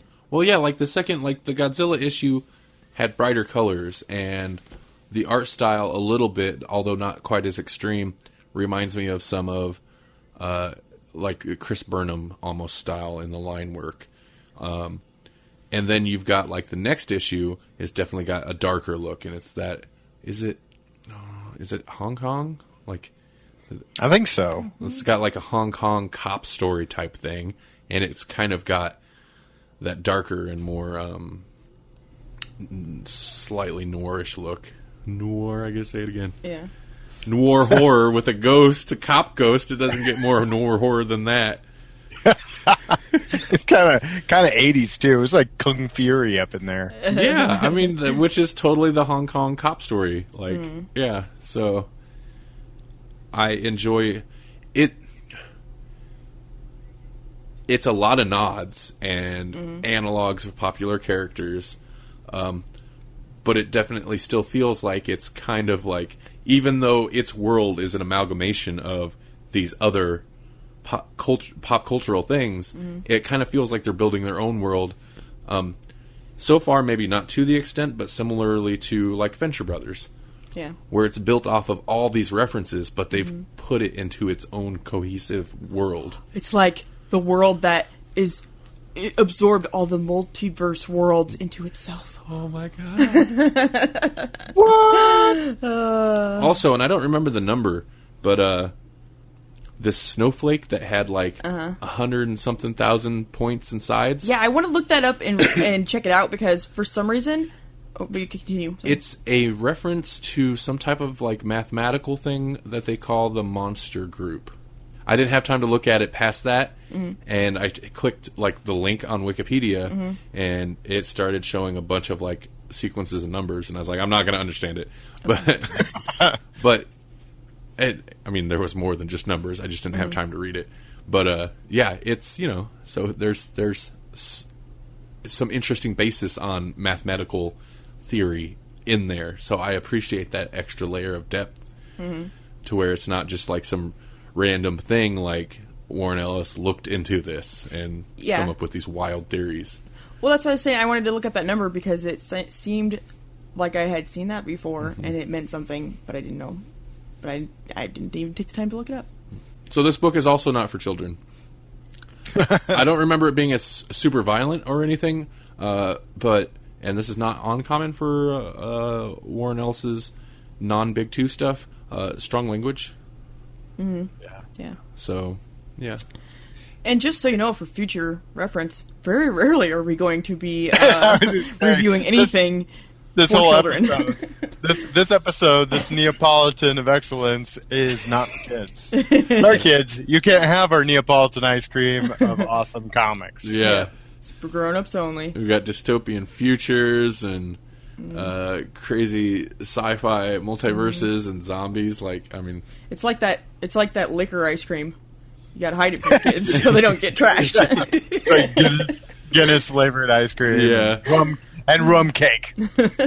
My final word is, I mean, it's not the most amazing thing I've read, but I don't know what that most amazing thing would be.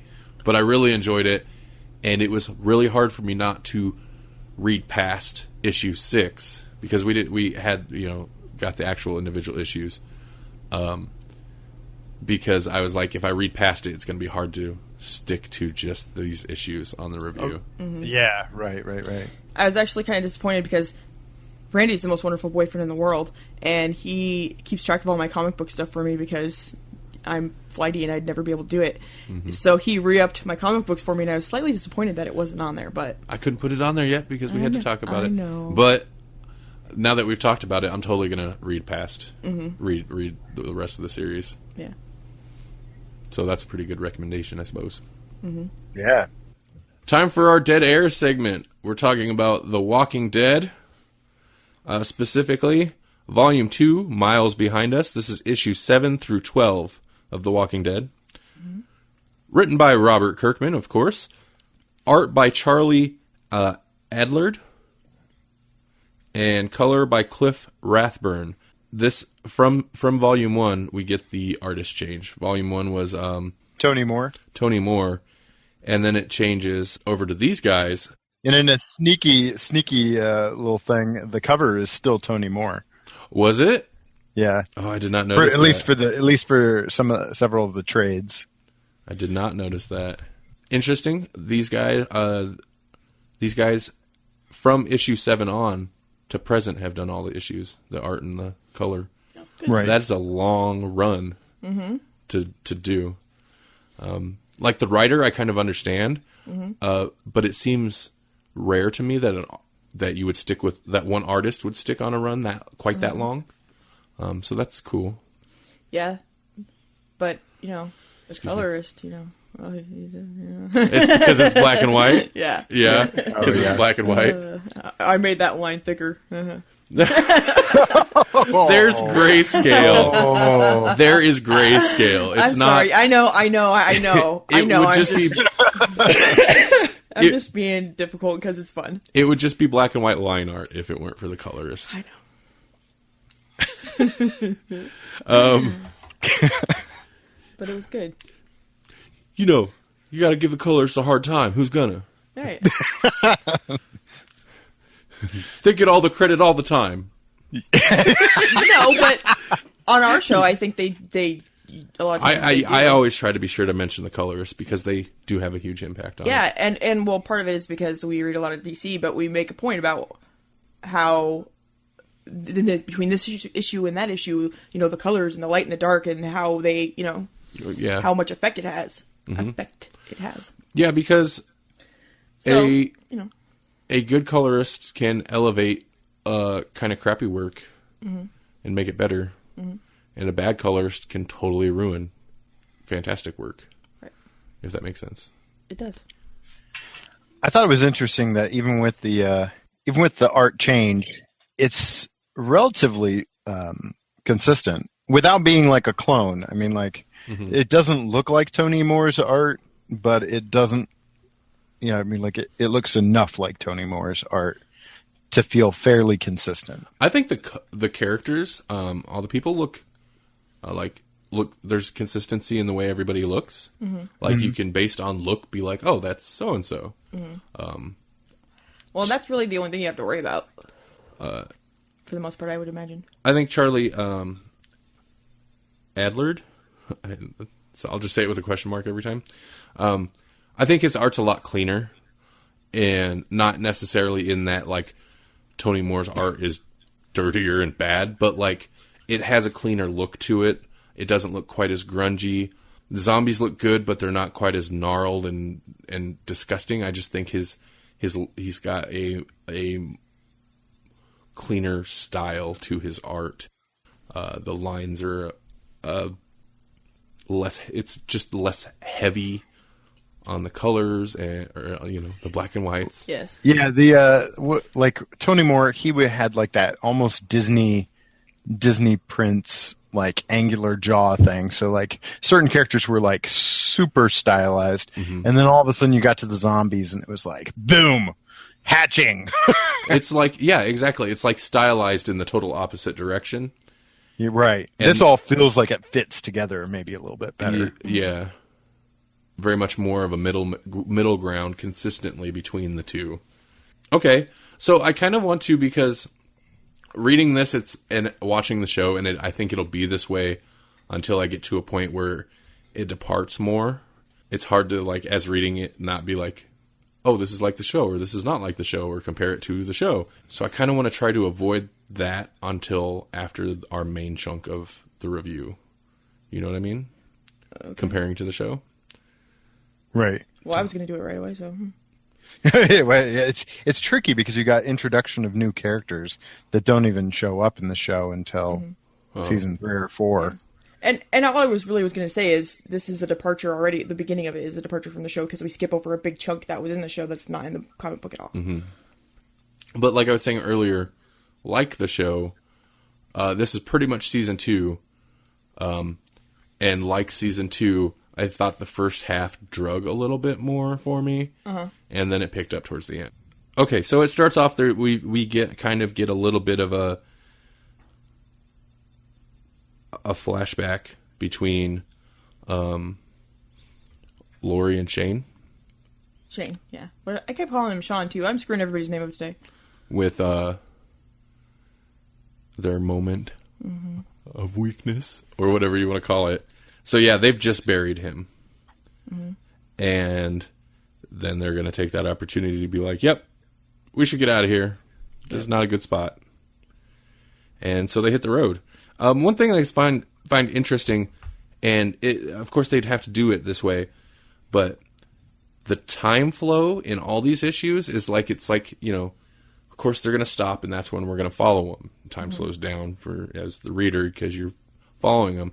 But then when they hit the road, it's like weeks pass within a page. Yeah. And sometimes that feels slightly disorienting, but of course it makes sense because you don't necessarily want to be like, here's all the tedious stuff they do while they're driving down the road, you know? Right.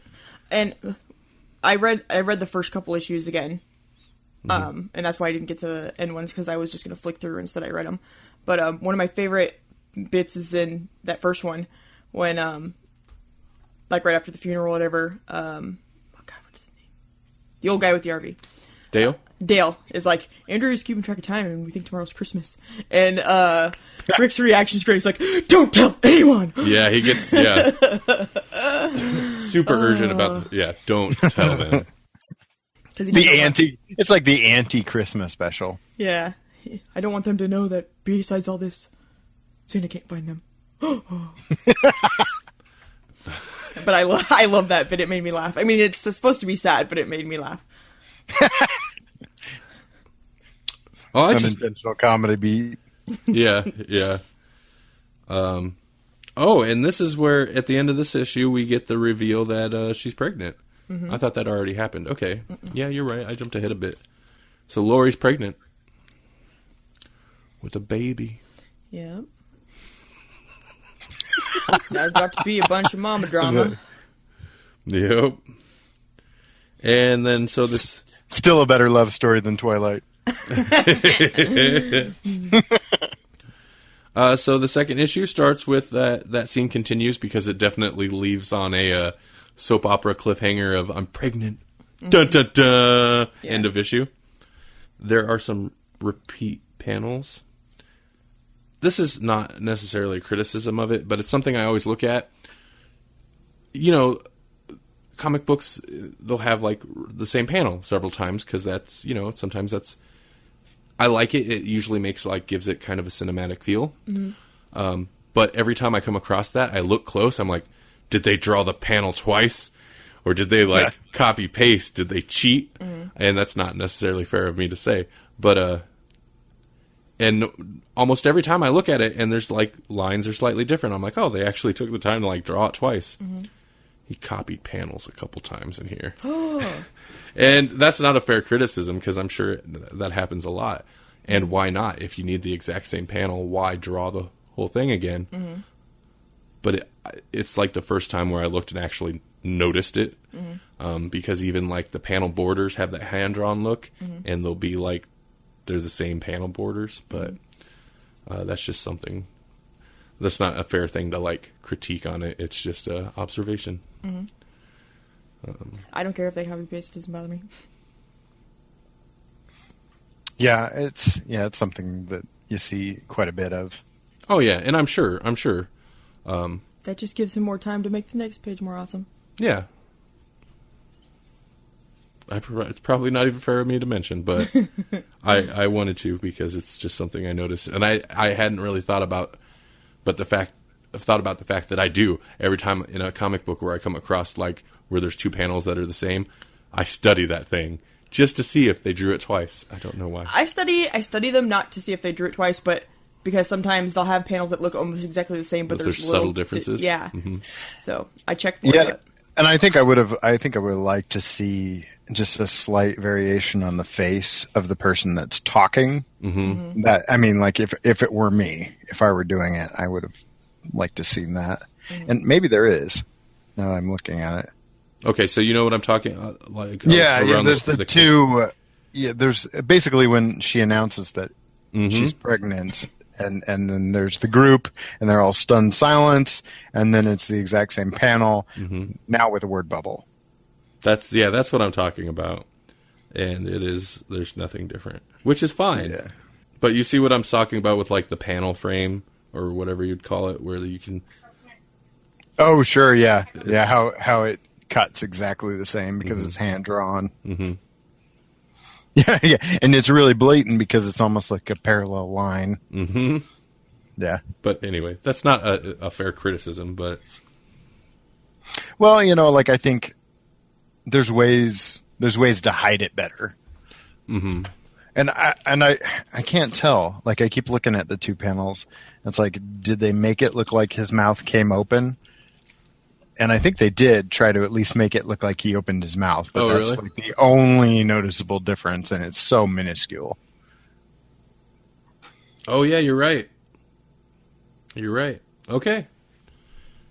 I take back my criticism. There's a changed thing, even if the rest is like the same.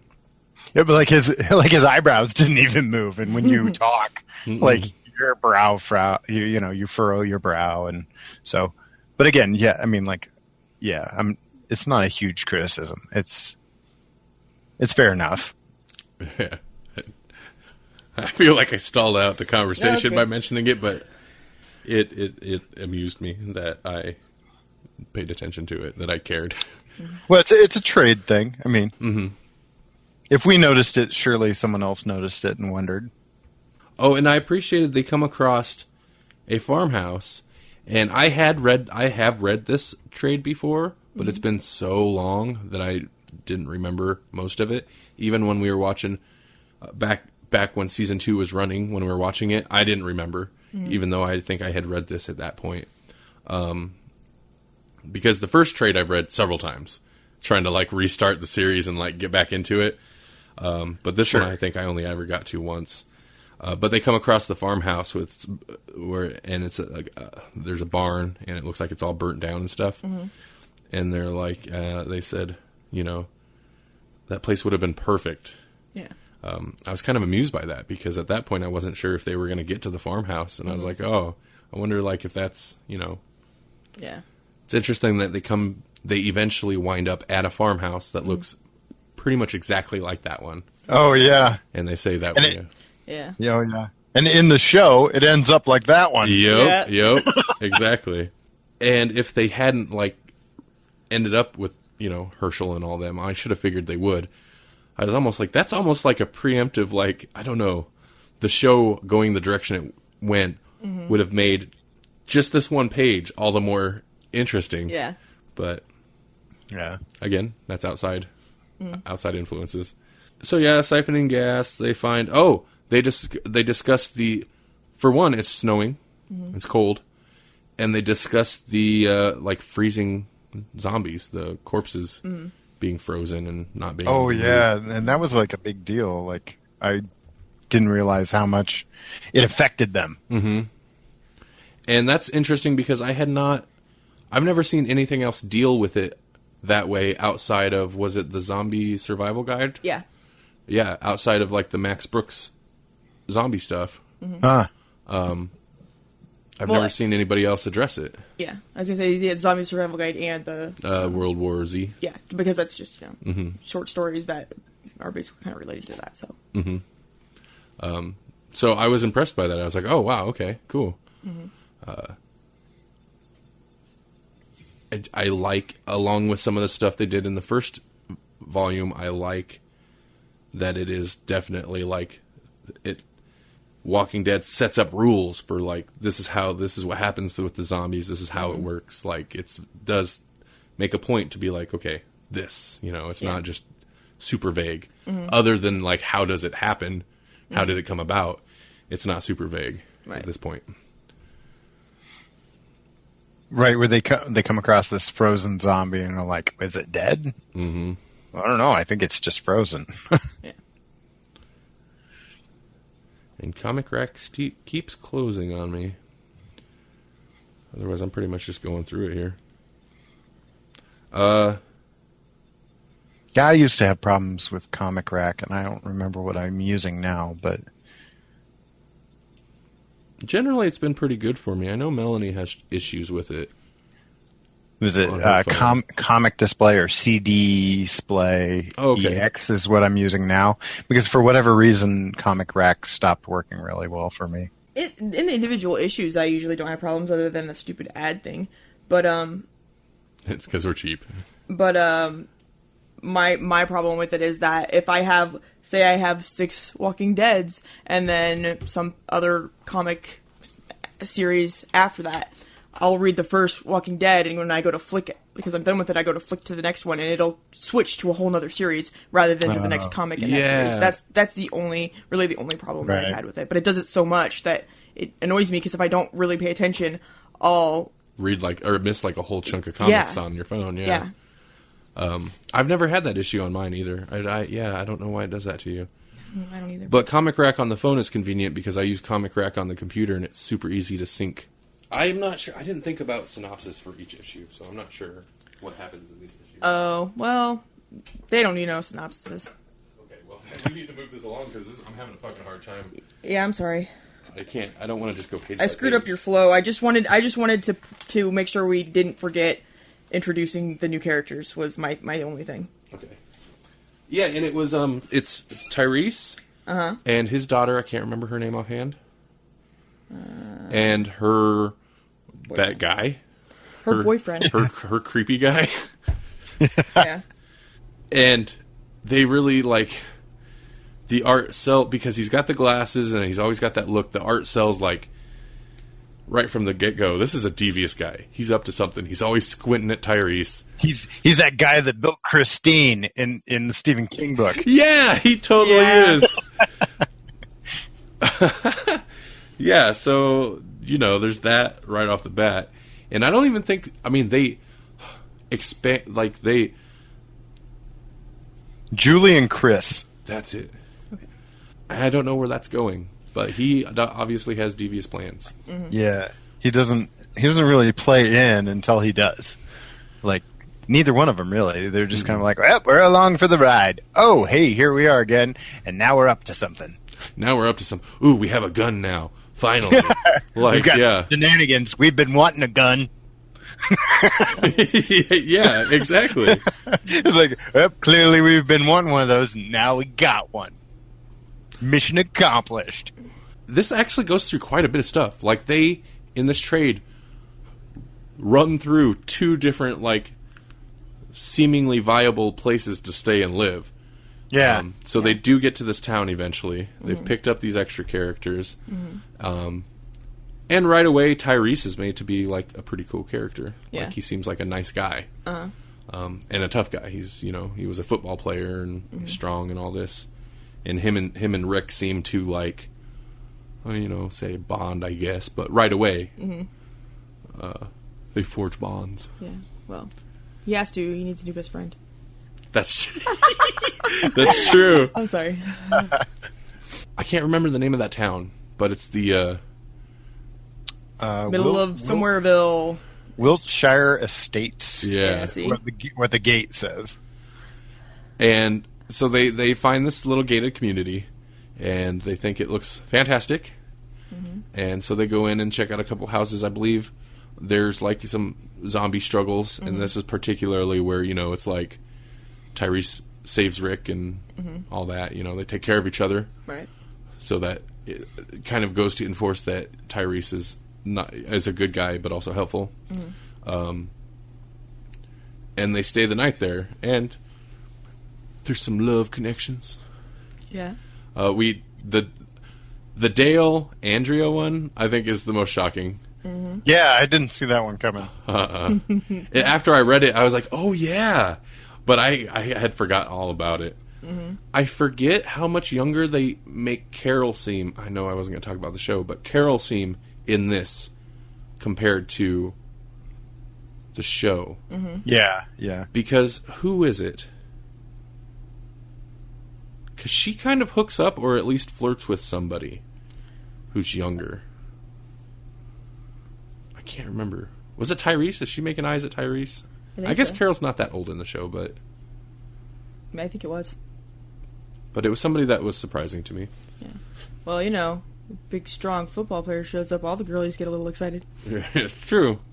While they were, people were pairing up, and while they were spending the night, I thought it was interesting where Glenn's character goes, and they are already early on play up him being a loner. He opts to sleep in the bathtub and lets the couples and families have the other rooms. So it makes sense with his decisions later on. And that's the most recent thing I said. Oh, okay. But we could probably move on to the next morning when some of the snow is falling off the wall or the sign or whatever it was. Man, that frozen zombie was sure foreshadowing. Yep. What a weird thing. So what did it say? Stay away, dead inside, or all dead inside? All dead inside. Stay away or something. Yeah, okay. Yeah, all dead, do not enter. Yeah. At which point, of course, everybody's going to like scout out the houses then, and everybody be careful. And what is her name? I can't. The one lady's name. She bites it here. Is that Donna? Yeah. It's obvious because she's super excited, and she's like, "I just want to get in and look at it," and you're just like, "Oh, she's done." So they, yeah. And when after she has this it's like she has her accepting moment of like, well, I don't really approve, but whatever makes everybody happy now. Yeah, exactly. Yeah. A big change of character or like character development, and there's almost Zen moment, and it's like, oh yeah. It's like of all the people, she's being super happy. Don't be happy. Don't be happy. If you're in The Walking Dead or the Game of Thrones, don't be happy, or Daredevil. Don't think that everything is going to be okay, and don't accept anything. Just Yep. Game of Thrones. Just be miserable, and you probably will still die. Yeah. Who like T-Dog. Yeah. Well, no, he even had his little... I mean, that's getting back into the show again, but... Oh, that's okay. He even had his little, man, feeling good. Yep. Like, oh, there, that's the end. I mean, I don't want to, bar talking about the show, but I just wanted to, try to get through a chunk of what we thought of the comic before bringing it in the show, just to, sure, be respectful of the comic on its own, I guess. Oh, yeah. Well, because it's different. Mm-hmm. While they're here, while they're all checking out houses and stuff, what Julie and Chris are like, we'll stay here and watch the house. Yeah, we will. Oh, yeah. Is this where Tyrese catches them, fooling around? Yeah. Okay, yeah. Yeah, but, they're teenagers, right? They're teenagers. And he catches them at the same time that they realize this place is actually a horde. Mm-hmm, yeah. Mm-hmm. And it does that thing. It builds up to that very movie moment of everything's fine. Oh, this character's a little too happy, and then everything goes bad at once. Rick sees the sign right at the moment when Donna starts to get attacked, and he comes yelling, and all the zombies bust out. So it definitely is that big culmination of boom, big climax. Right. And then get in the RV and let's ram the gate. Yeah. Because for some reason we closed it. Oh, well, I suppose that makes sense. Yeah. Yeah. Yeah, in this situation, it does, I guess, make sense. And they need to get out of there. And they leave. Mm-hmm. And then they travel on roads for who knows how long, but it seems like it's got to be a long time. Mm-hmm. The RV breaks down on them, though, right? Yeah. And it's looking pretty dire. And then Rick and Carl and Tyrese go hunting. And what could possibly go wrong there? Yeah. And then we meet Otis. He shows up with a happy handshake and a hello, or he shoots Carl. Yeah. He shoots the child through the chest. We look like a deer. What can you can help it? This and they the show again, but they didn't even do the deer moment. It was just he gets shot.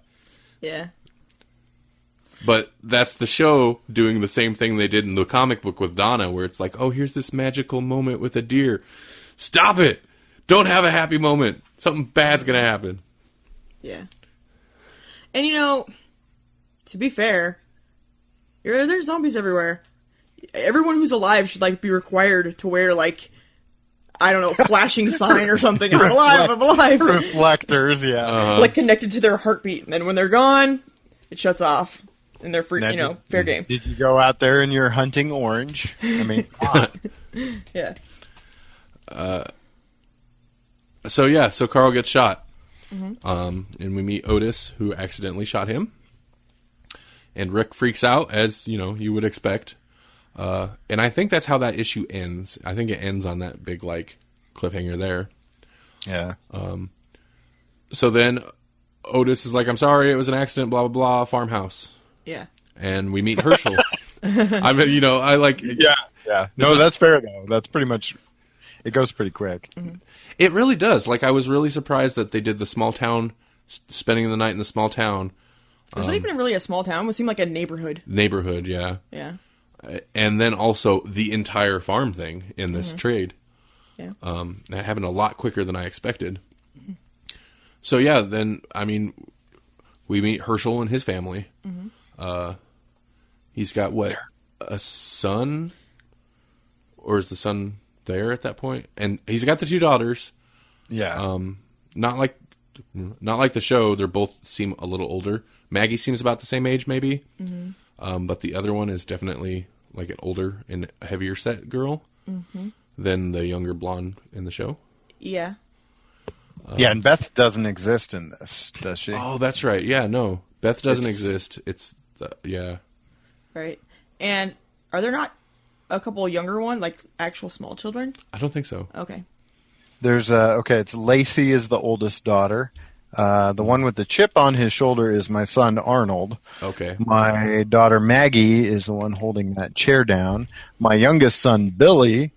Rachel and Susie here round out the pack. Yeah. Oh. That's right. I'm like, I know there was at least the 2 little girls. Oh, I didn't even remember because that. they were characters from some other people in the show, but they were Okay. part of Herschel's clan in the book, and I remember that.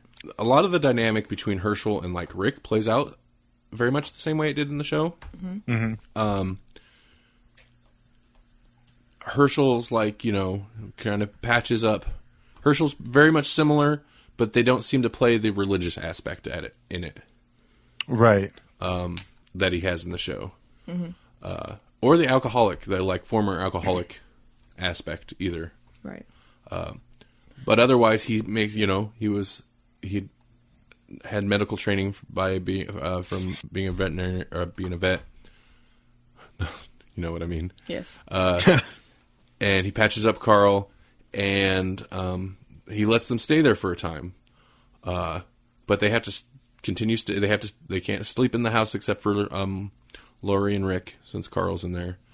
And he does say several times, "You're welcome to stay here while Carl gets better." Right. So then when he's like, well, as soon as Carl's better, you guys have to leave. And Rick's super surprised by it. Obviously, that was Rick not really paying attention to the exact wording that he was using. Yeah. But it wasn't really out of nowhere. They also got to the barn thing real fast, where it's like right away, she's like, oh, that's where we keep the dead ones, you know, right off the bat. Yeah. And Carl got better a lot, like pretty quickly too. Yeah. Yeah. And you have almost this little like, I don't know, like connection between him and Sophia. Where Sophia is like, gives him a kiss on the cheek or whatever. Yeah, and the whole scars are sexy thing is like, you don't even know what sexy is. I think that's what adults say for beautiful, or, you know, whatever, pretty. Which was like I mean, like I could not forget the departure, you know, like what the difference is between the book and the show at that point. 'Cause it's like, oh wow, what was happening to her at this time? Yeah. She was hiding out in the barn. Yeah, hangout. Yeah. Yeah. Which was a great twist in the show. And really makes that barn scene just like, there's a lot more impact. It made it so brutal, yeah. Yeah. There's all sorts of like inner character stuff that's happening at this time because like Andrea's trying to get, was it Alan? To kind of open up about his grief and all that. And he's like, my wife just died. He just kind of says that over and over. Yeah, I want to talk to you. They exchange very, very harsh words, and yeah, he says pretty hardcore things to her, and I can't remember who else. Somebody else kind of brings it up, and has none of it. He's just like in shutdown mode, and very angry. But eventually, he kind of starts to come around when they're cleaning out the barn. And yeah, Carl did get, that's what I was going to say. Carl did get better really fast to the point to where he's pretty much like in the room getting better, and occasionally like you see him and Sophia in there. And then Rick has that argument with Herschel, and then you see Carl standing out there, and he's got the hat on. And I was kind of surprised, like, whoa, when did he get better? Like, it's pretty quick. He's just like suddenly he's just chilling outside with people. Yeah, and that could be another one of those time jump things, but it's not necessarily clear how much time is passing. It seems a little jarring, but I don't think it's necessarily like a flaw in the writing. It's just something to get used to, maybe, in the series. Yeah. Yeah. And, if you were there every day when nothing's going on, it'd be boring. You don't want to... Yeah, and... Give me when the zombies attack, Other than that, I'll be busy. And maybe there are easier ways to, like, portray a passage of time, but there are also a lot of, like, ham-fisted ways to do it. Mm-hmm. And so I'd rather just not deal with it than, like... have a ham-fisted thing. Like, remember... You're like, 2 days later, 3 days later. Yeah, exactly. Mm-hmm. 1 more day later. Yeah. That would get really old really fast. When things finally go down, how do they go down? It's just an argument, isn't it? Well, basically, he figures out the whole... he figures out the whole thing about the barn. Mm-hmm. And they're like, yeah. Like, they have really strong words about it. And they're like, all right. And we're like, we got to keep an eye on this barn all the while. Like the whole Maggie and Glenn thing is blossoming. Oh, yeah. Yeah. Good. And Julie and Chris are like, we need a gun. I enjoyed how we need a gun. We got a gun. We got a He's gun. He's going to pay. I enjoyed how the Maggie and Glenn things happened. It was just very much like, he's just so matter of fact. Yeah. Glenn's like, I just don't want to be alone, blah, blah, blah. And then Maggie's just, boom, blunt. Yeah. And Glenn's so do you want it then? Sure. We're like, yeah, I do.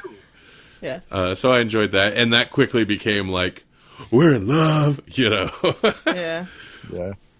But, and so they're cleaning out the barn, and it seems like they're under the impression that that's where they're going to live. And Rick's like, we can't live in a barn forever. There's plenty of room in there. And at that point, that's when Herschel's like, you guys aren't going to live here. So, like, they were making big assumptions about... When the barn thing happens, like it's just one encounter. Like, they find a walker that stumbles on, and he's like, I'm going to kill it. And Herschel's like, no, you can't do that. We put him in the barn. Mm-hmm. Mm-hmm. And then, who goes down? Like, Donald goes down. I can't remember if Lacey survives. No, I don't think she does. No, it's like half of Herschel's family gets taken out. Uh-huh. Yeah. And then Herschel catches Glenn and Maggie. And then it's like, that's all happening at the same time that Rick decides, now's a good time to go talk to Herschel. Yeah, exactly. Oh, it's like the next day after Herschel's kids have died. Yeah. And he's like, so, you guys got extra room now. That was not smooth. Yeah. Not cool, Rick. Like, he could say, I'm not, not to be insensitive, but that still doesn't change the fact that, that probably wasn't the best time for all that. Herschel seemed to come around, not that he necessarily likes it, but come around to, like, the Maggie and Glenn thing pretty quick, though. Mm-hmm. Yeah, he must have. Like, but he had other kids. He probably had already been through the whole, they're going to have a boyfriend or a girlfriend or whatever, and I'm probably not going to approve, but that's just going to make it worse if I try to stop it. Kind of a thing where he just has to he just has to accept it. Mm-hmm. And then finally everything it's a big fight and they all got to leave. Well, and there's that scene where like Carl's ready to pull the gun again, and Rick's like, no, it's fine, we're leaving. Yeah. Like, whoa, Carl, you went twisted really, really quickly. Okay. That's true. Melanie's got to look. What? Nothing. I'm trying to read into... Melanie has all this future knowledge. Oh, God. And I'm just trying to read into her face. Uh-oh. She didn't really have a look. This is the look of, I didn't read through all this, so I'm not even sure what's going on at this point. I mean, I know where it ends up later, but... Yeah. It's interesting, because basically it's all amicable. Like, they're just like, well, okay, we're going to leave. Oh, wait, Glenn, you're not coming with us? That is very... Yeah, it is. Like, Rick's cool with it. And Glenn's like, yeah, thanks. I don't want to tell. I'm not good with goodbyes. I don't want to talk to everybody about it. Blah blah blah. Mm-hmm.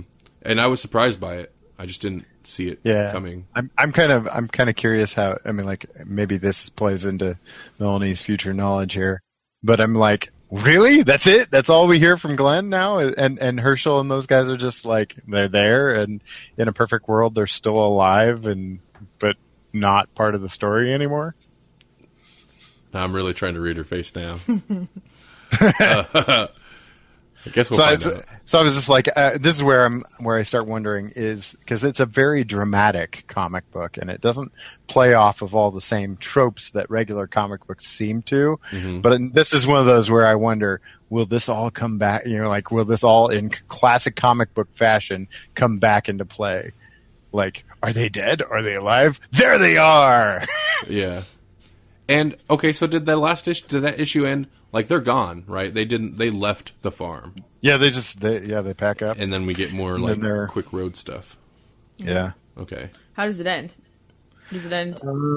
They're kind of they get a little bit further in the RV. Oh, they find the prison. Okay, that was what I wanted to ask, but I didn't want to be like, well, if they didn't, I don't want to be like that's the next stop because I know that it is, but if it hadn't brought it up, I wasn't going to. Mm-hmm. Yeah, no, that's the last panel is them looking at the prison.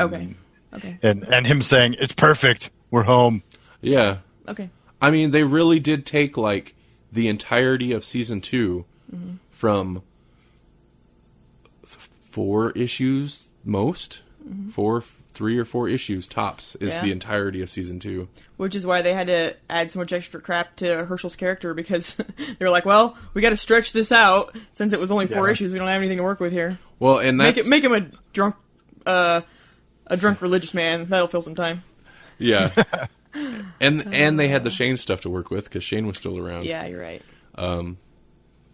But that's also the season where they lost, I think, the most viewers because they over padded it. Yeah.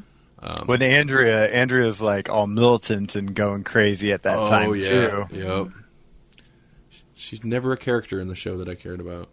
And then we lose Dale. I mean, like everything. This is where the series diverges really quickly. But this is where it diverges so much. Mm-hmm. Oh, Dale already? Did I miss that? In season 2, in the show. In the show. Oh, okay. What do you mean to Dale already? What? I'm pretty sure I thought Dale was like a 100 issue type character. Oh, did you? I like Dale though. Oh, I always liked him in the show. I was bummed when he got killed off in the show. I like him. I like the show version of him better, but I kind of enjoy the comic book version as well because the show version, he was more coy about how he dealt with people, and in the comic book, he's just so straightforward and blunt with his emotions, any information he has. He's just so straightforward that I kind of like that too. Yeah, and he's almost like he's like that older family member that just kind of is on your case about a certain thing and just won't let that one thing go. We're like, did you talk about that thing yet? Yep. No, we don't talk about that at the dinner table, Uncle Bob. Well, wasn't it Daryl who went to like Rick and was like, "Did you think about the fact that might not be your baby?" And, and then he went to Lori and was like, "Don't ever tell him if it's not his baby." What is he doing? Yeah. I don't know. What does he want? What are your motivations here, Dale? I think he just seems like the kind of character that likes to put himself into those situations. You're a terrible Uncle Bob, Dale. The hardest part of reading this and watching the show for me is the characters. That there's some characters that are so different that I'm like, I really, really like them in here, and I hate them on the show, or vice versa. You know? Mm-hmm. So it makes it rough. Well, like Tyrese is way different on the show. Mm-hmm. Yeah, he's a lot softer. Yeah. Like they're both like the characters are both good guys, like or at least the comic book character seems like a good guy at this point, like a nice guy. Mm-hmm. But in the show he's like so much softer and he seems more damaged. Yeah. Well, didn't they not meet him until like the governors? Yeah, they didn't meet him until after that whole thing went down with whatever the governor's town is called. Yeah. So that's why he was damaged. He had to live there. I'm just kidding. I kind of suspect... Okay, so there is a lot different at this point in the book compared to the show. But a lot of the stuff that was in the book here, in one way or another, was in specifically season 2 of the show. Yeah. Like, it goes down similarly, but less extreme than it actually did on the show. Mm-hmm. Right. I think there was more death on the show and more chaos, which is kind of like surprising to me, given the reputation that the book has. What I wonder now, In like this with season. the body count, I was just gonna say, I don't think there was more death in the show. It was just more chaos. I think more people died in this one. Yeah? Yeah, because during the whole barn burning, whatever. Okay, Shane died, Oh, yeah, I forgot. and Sophia died, and then maybe one of Herschel's people died, or maybe even 2. I don't know. But in this one, at least the same. I want to say. Well, Because Shane was already gone. Herschel, obviously we're into the show comparison time. Yeah. Herschel had a son in the show that died during the barn thing. Okay. But, not the barn thing. I think they didn't kill that many. They didn't kill anybody off during the barn thing. They killed people off during the, like, everything's on fire, everything's going, Right. Okay. going down. when then Otis he gets bit at one point. Shane is responsible for Otis getting bit. Shane is like full on bad guy at this point in the show. Right. Yeah. Right. Oh And yeah, leaves because Otis to die. Yeah, so he dies long before, and he doesn't even die in this. I don't think. I don't think so either. Right. But I was thinking probably the same amount of people die there if you exclude Shane because he was already killed. And then, who was it? Donna died earlier. Mm-hmm. So, it's Right. I guess rounds out to about it the is same. getting harder and harder, though, to compare it to the show. Mm-hmm. It's just the farm stuff. It was way more extreme in the show. What little bit is there is, like, a lot of it does make it to the show. It's just, again, they padded the show quite a bit more. Mm-hmm. I mean... You gotta have a well walker. Come on. Oh, yeah. There are some great ideas that make it into the show. Mm-hmm. And I like that Kirkman's so closely tied to the writing and working on the show as well. Mm-hmm. Which we talked about, I think, the first Dead Air we did. Mm-hmm. That I just imagine that there's things where he's like, if I could do this differently, what could I do? Or what could I add? Mm-hmm. Yeah. And then there's times where he's like, if I could screw with the comic book readers, what's really going to mess their heads up? Yeah. Oh, sure. Surely. But at this point, the comic book readers is such a small percentage of the overall viewers of the show. Mm-hmm. That's dedication. Over 20 something volumes of reading there. 140, 150 something issues. And Daryl's not in it. Nope. Not So, ever. man. At this point, I would feel, if I were him, almost like you can't add Daryl to the comic book, or else you're stuck with that character for a long time. I don't know. Or I guess maybe if you wanted to take some of your frustration on the fandom out on Daryl, the comic book would be the place to do it. But Oh, yeah. Because if you read the comic book and you follow it, the only people I would be surprised to see die, and even then I'd be shocked for a minute and then I'd get over it, would be Rick or Carl. yeah, Right. Anybody else is that tells me a Fair lot. game. pretty much. Well, that's basically the vibe I got, and I haven't even read it. Mm-hmm. You know, it's like from people who are just comic fans. It was like, basically, I think it was Gutters did a comic about it, and it was basically the crux of the Walking Dead comic book was Carl and Rick happen upon a band of survivors. Everyone dies except Carl and Rick. Oh, interesting. Carl and Rick goes on to the next group of survivors. Interesting. Yeah. The show does a good job at avoiding that then. Because, I mean, there's a lot of people at the beginning of the show that haven't made it this far. Mm-hmm. But the way they weave new people in, it feels like organically, like they become part of the group. It never feels like this is Carl and Rick's group. It's the group. And sure, you have people that come in and go out, but it never feels like Carl and Rick bouncing from group to group. Right. The comic seems surprisingly more hopeful, at least at this point, because we haven't seen a whole lot of groups at this point, at least, that are like dangerous, of survivors. All the survivors so far have been fairly reasonable individuals. Mm-hmm. And comparing where we're at in the comics to the show, no CDC stuff at all. Yeah. No. Yeah. Doesn't. I'm going to tell you. And it's not in it? It's not in it. I'm kind of glad, because in the show, that part to me felt so out of place. It was out of place. It didn't make sense. Mm-hmm. Yeah, that's what I was talking about in the beginning, and when we weren't going to talk about it, and I did. that part of the show was, we jump over that because it's not there. And I think that's important to bring up because it changes the world so much, because in the CDC is the one that says everyone has it no matter how you die. Okay. They don't have that in the comic. Okay. I gotcha. I wonder if that was something Kirkman wanted to do. That feels like a network thing to me, honestly. Yeah. They're like, we need something to explain where this came from. Yeah.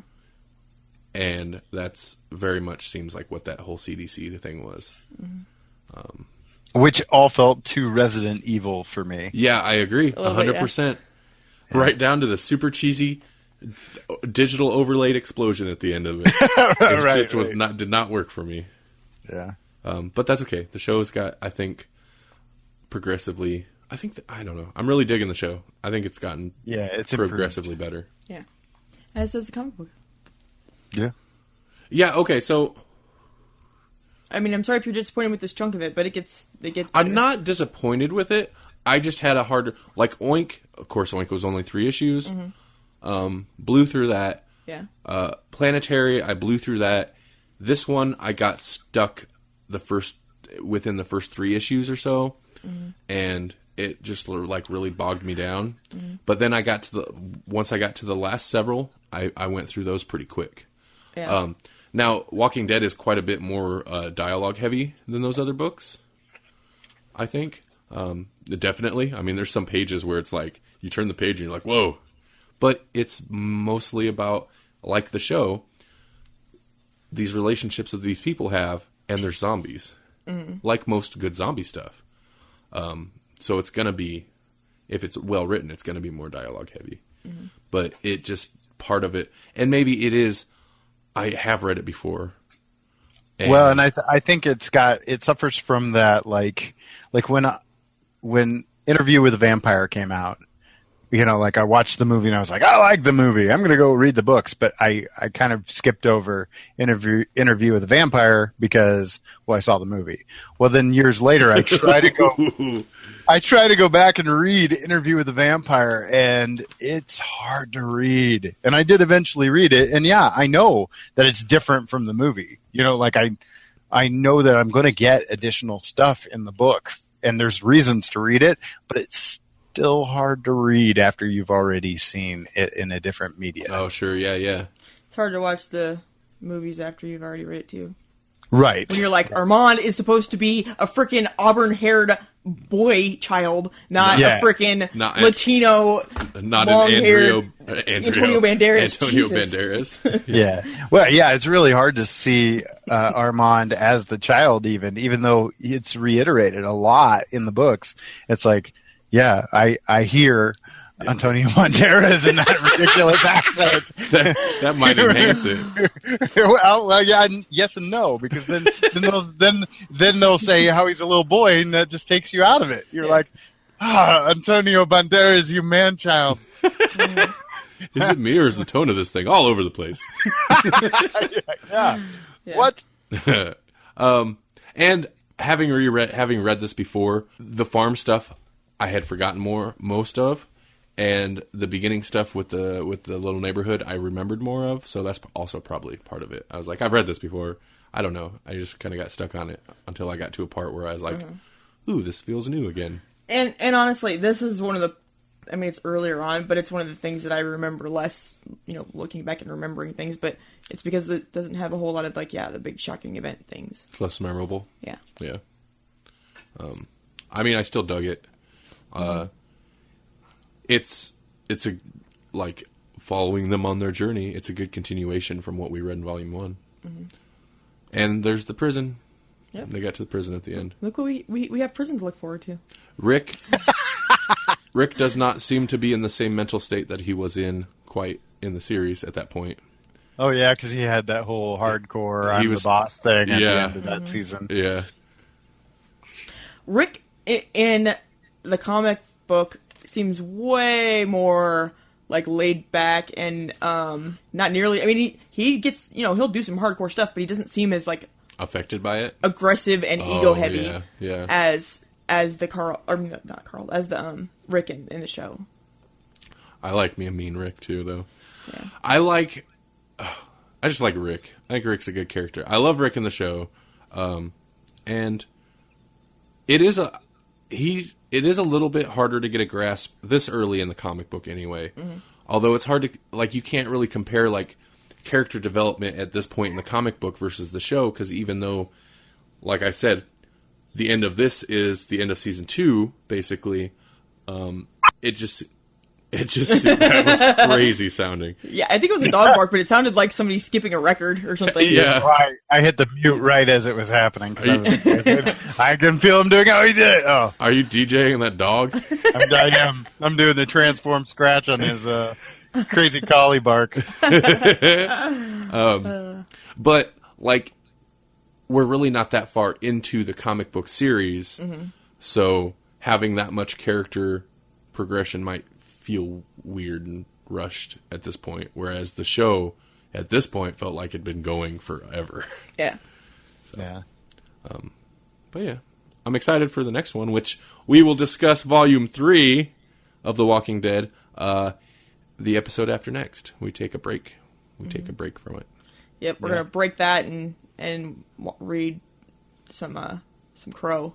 Yep. And get out our 90s long coats and have ourselves time. Fire it up a bit. Fire it up a bit. With s'mores. We're just certainly not going to zig when we should have zagged. No. Can't do that. As long as we don't do that walking against the wind stuff. I hate that. Nice. Nicely done. Oh, man. This was a long month. Like, so much stuff happened this month. Mm-hmm. Was Comic-Con happened since last time that we recorded? Yep. Feels like all the things happened. Like the Doctor Who thing with the Big Finish stuff. Like, oh yeah, the new. I don't know if we have time to get into it, but I was just like, oh, we're putting River Song in Classic Who. No. Yeah. Why? Well, apparently Big Finish has got some of the licensing or permission from BBC to use a lot. Like select New Who. Like they were already doing. Was it the Brigadier's Daughter, the new unit? That was the first thing that they kind of unveiled, was that they were going to do a whole series with those characters, with Osgood and Lethbridge Stewart, or what was it? Which is cool. What's her name? Yeah. So that sounded good. That was all good. But it was a huge thing that just came out. It was literally yesterday as we were recording, June 27th.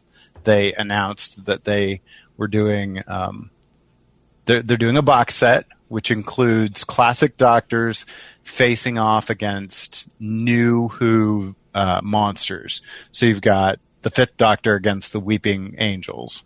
Oh. You've got see, that's kind of cool. Yeah, that is cool. Sixth Doctor against the Jadoon.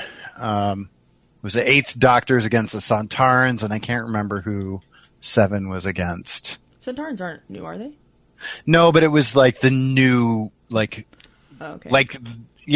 basically jumping them forward in time, right? Kind of thing. Like, they're less, like in the classic series, they're all about fighting with the. I can't even remember. Rudon, Is that who they were always against? Yes. I'm names. I don't know. Basically, those eyeball creatures that can shapeshift from the Lighthouse story with Tom Baker. Yeah. Okay, yeah. That was one of the best ones ever. I love that one. Horror on Fang Rock or whatever. Yeah. Mm-hmm. Yep, Yeah. that's...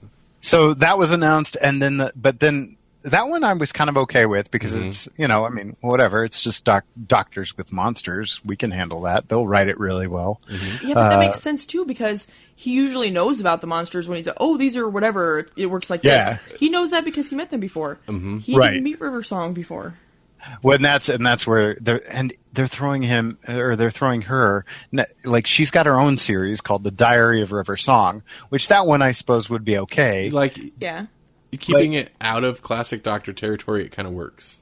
But then the Eighth Doctor is involved in that series, the Diary of River Song, and then he just wrapped up on his Dark Eyes story, which was like 4 box sets, and they'd been saying, well, no, the Eighth Doctor's got a new series. It's called Doom Coalition. Well, one of the announcements was that she's going to be in it. Oh. I get that. Why are they messing? They're messing with the Yeah, continuity. that is kind of messing it up too much, I think. Really, River Song should never have existed because she really only met 2 doctors, and she made it be like, oh, I've known you for hundreds of years. No, you didn't. You knew him through 2 doctors, probably like 30 years or something. And you died. Because she went from a baby to a teenager to an adult in like 2 days. I just don't like River Song at all. If there was, I liked her deal when it was just her going backwards. Mm-hmm. You're like, well, we're meeting each other backwards, kind of thing. Mm-hmm. I like that concept, but then they just derailed it. Like the first time we see River Song is basically supposed to be the story of her death because she gets saved in the library. Right. So why would the Ninth Doctor would never interact with her, and neither would the Eighth Doctor, and yet I understand it's wibbly wobbly, and they can make this all happen out of sequence as much as they want, but don't, why would you? but can't you hear the emotion in Jesse's voice? The hurt, but don't.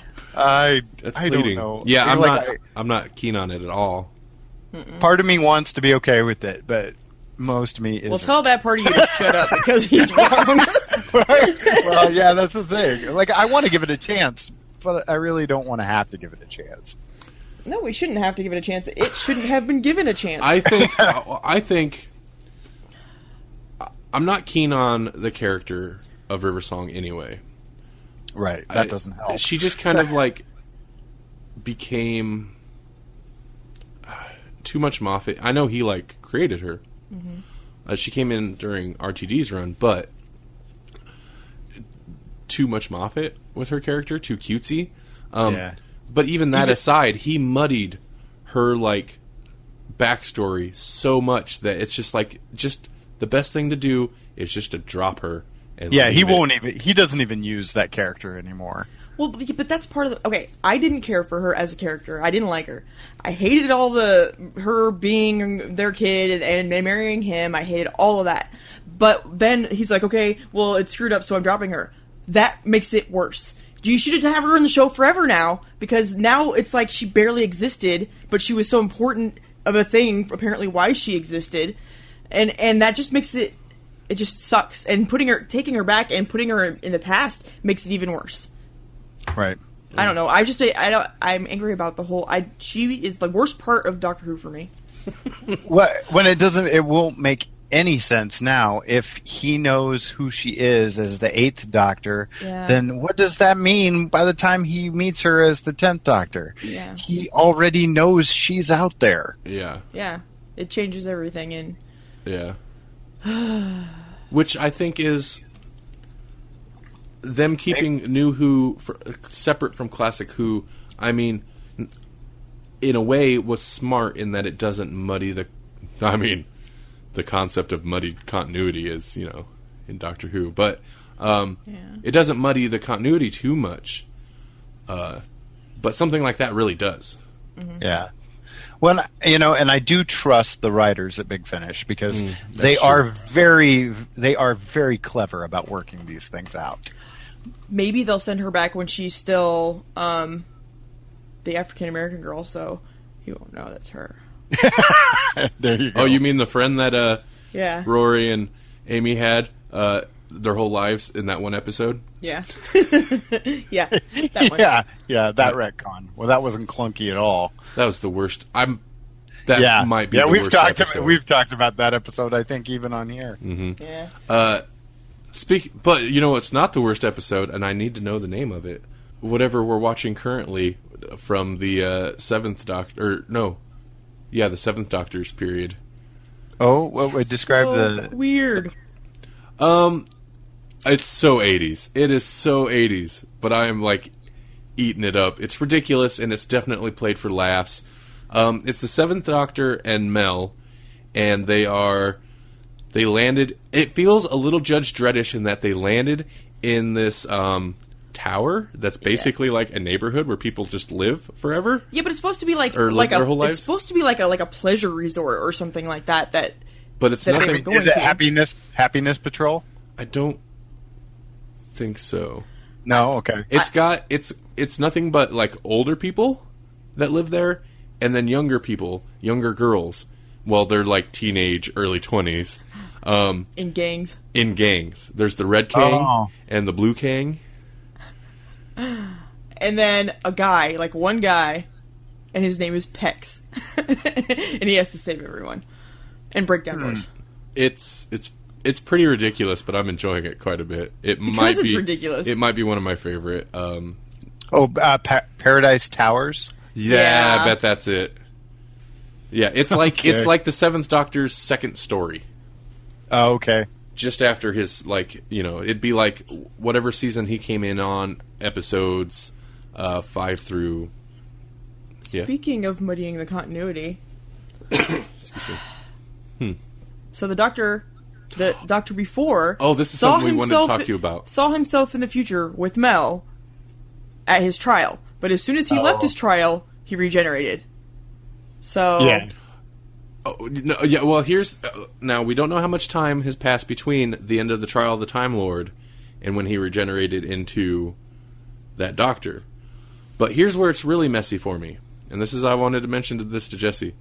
Okay, so the Trial of the Time Lord. Are you familiar with it? Oh yeah, I own it. Okay. It's one of my favorite Six Doctors. Okay. It's not perfect, but there's a lot of gold moments in there. I think the season overall, I like that season way better than the previous season with him. Right. But here's the issue. Our introduction to Mel is that the Doctor used the Matrix to find like a future story, basically a future adventure of him. So I like that we kind of like, that's our introduction to Mel, is she's already traveling with the Doctor and knows him well, and we don't know really much about her. Except, at that point, current Doctor that we're with should not know her, except for through this story that he found. Mm-hmm. Except she shows up at the trial and is instantly like companion mode, and they're chummy. And if I'm not wrong, he leaves the trial with her. He does. Which means, technically, there was at no point other than this, like, there's a huge time loop in which he never picked her up. Yeah. Like, she was a future companion who showed up there and then left with him at that moment. And that's when she became his companion. But how? She was already his companion. And this is where Big Finish is a godsend, because Really? they basically, they have a whole, I think it's a trilogy where they're basically covering it. But one of my favorite stories is The Wrong Doctor, and it's a 6-Doctor adventure, and it deals with the fact that he meets Mel before he meets Mel. Oh, nice. Okay. And so it's a multi-Doctor adventure in that it's 6th Doctor from current continuity in the Big Finish universe meets the Doctor from right around the time of the Trial of the Time Lord. Ah. So Colin Baker has to play both parts, and it's pretty interesting. Okay. That's pretty awesome. I like that. Yeah, see, Big Finish does they are pretty clever about some of their things. And that's where I'm like, maybe this River Song thing won't be horrible, but it boils down to I don't really like that character. Does anyone besides Moffat? Yeah, I don't know. Some people do. I don't know why. No, some people do. Yeah, there's some defenders out there that I really want to see her come back. I don't know. I mean, I understand that there are people that like Amy, and I'm okay with that, even though I can't stand her. But I don't get why anyone would like River Song. Not necessarily because of the character, but because of what they did with her that screwed stuff up so much. Mm-hmm. Yeah. Oh yeah, she's so convoluted. Mm-hmm. Well, even there's nothing about her that really makes a whole lot of sense. Even her last appearance, I understand it seemed like they wanted to do a final goodbye with her, but her last appearance in, whatever name of the doctor, yeah, was after she had already died and been put into that computer consciousness or saved to a hard drive or whatever, and was somehow projecting herself out of it. No, just stop. Like at that point, yeah, it just doesn't make any sense. They just wanted to have a final moment type thing. Mm-hmm. Right. Or so I assumed. So I hoped. I don't mind the actress. I remember Kingston or whatever. Yeah. I remember her from ER back in the day when I used to watch ER. Oh. Back in the late 90s, maybe early 2000s. I never watched ER, so. She was on it for a bit. I'm just not a fan of the character because there's not a lot of her character. She's one of those characters where she's got her 2 catchphrases, and beyond that, she's got 2 catchphrases and a muddy history, and I just don't dig it. Yeah. Yeah. Well, and like Big Finish, I think I mentioned this to you on Facebook, but Bernice Summerfield is a character that comes up after the TV show ends, and she exists via the new Adventures of Doctor Who novels, and then later Big Finish picks her up in that whole decade of nothingness between 7 and 8. And they do stories about Bernice Summerfield. Bernice Summerfield, like if you ever listen to a Bernice Summerfield adventure, she's basically River Song done correctly. In that she's not a Time Lord in any way, shape, or form, but she's an architect that goes on these time-traveling adventures and basically does everything that River Song does, but without being stupid. Yeah. And she talks like the 10th Doctor. It's like if you had a cross-play of the 10th Doctor, that's what you get in Bernice Summerfield. She's funny, she's witty, she can match the Doctor in every way, shape, and form, and yet does not have an romantic like attachment to him. Mm-hmm. And there can be a strong, like, not companion, but companion character, or female equivalent to the Doctor. Like, I think that would work and is interesting, which is what they tried to do with River Song. Maybe a little too much so where the Doctor came off foolish, which is okay. He can be foolish. But for me, it just didn't work that well with River Song. And also, like, they chose to really amp up the romantic aspect during the youngest Doctor, like the youngest actor to portray the Doctor, while the actress is clearly much older, and it just made it a little creepy, I think. Yeah. Well, that's just because you're not attracted to older women then. But, no, I'm sorry. I don't know, maybe. But it wasn't even really that. They didn't seem to be that interested in each other. They never seemed to have that kind of a I could see it thing. Like if you put more, like if you had put more of that interaction between her and 11, put that with Tennant, with 10, it would have worked better, because I think Tennant could have handled it better. He was like the ladies man Doctor. Yeah, I know. But Matt Smith's Doctor was so awkward and not juvenile, but he was. He had like a weird innocence to him, and I think that's maybe what made it creepy for me. Maybe.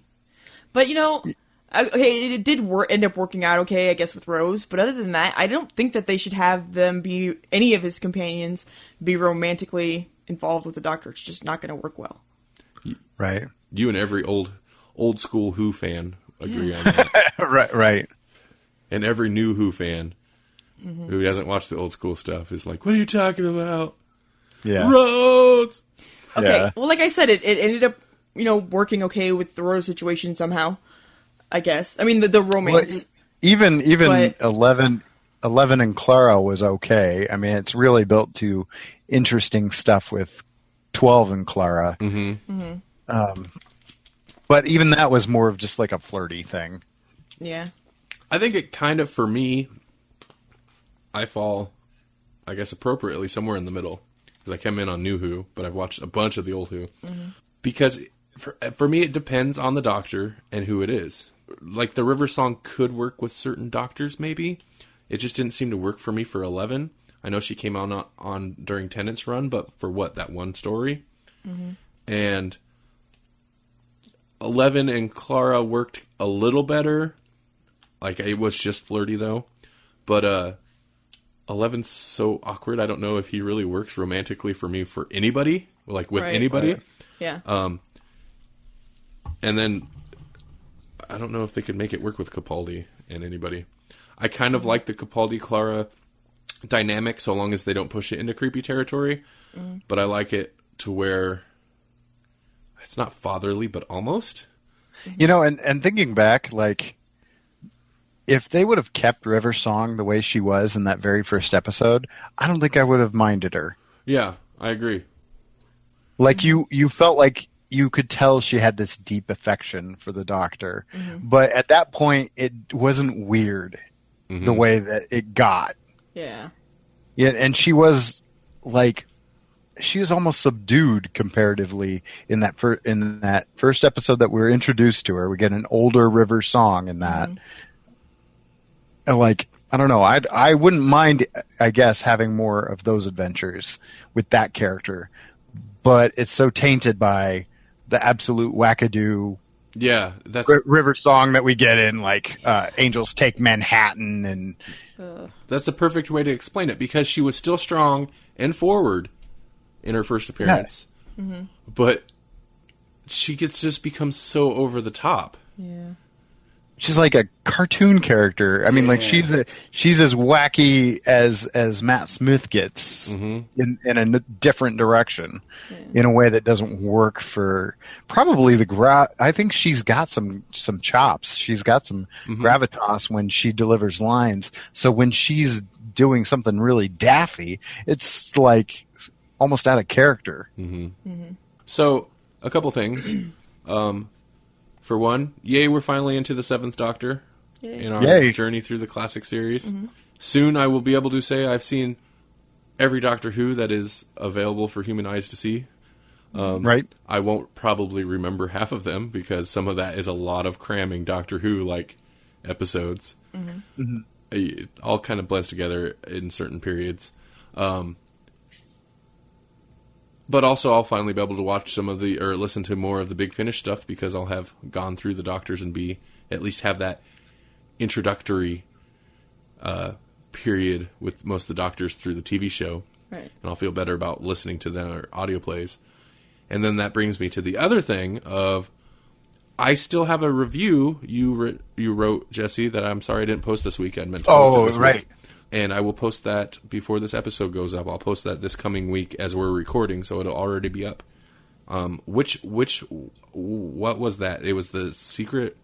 Secret History, and it's the end of the trilogy that they were doing, which was Locum Doctors, where they were taking doctors out of their timeline and putting them into like the first 3 Doctors, the Doctors that are no longer around.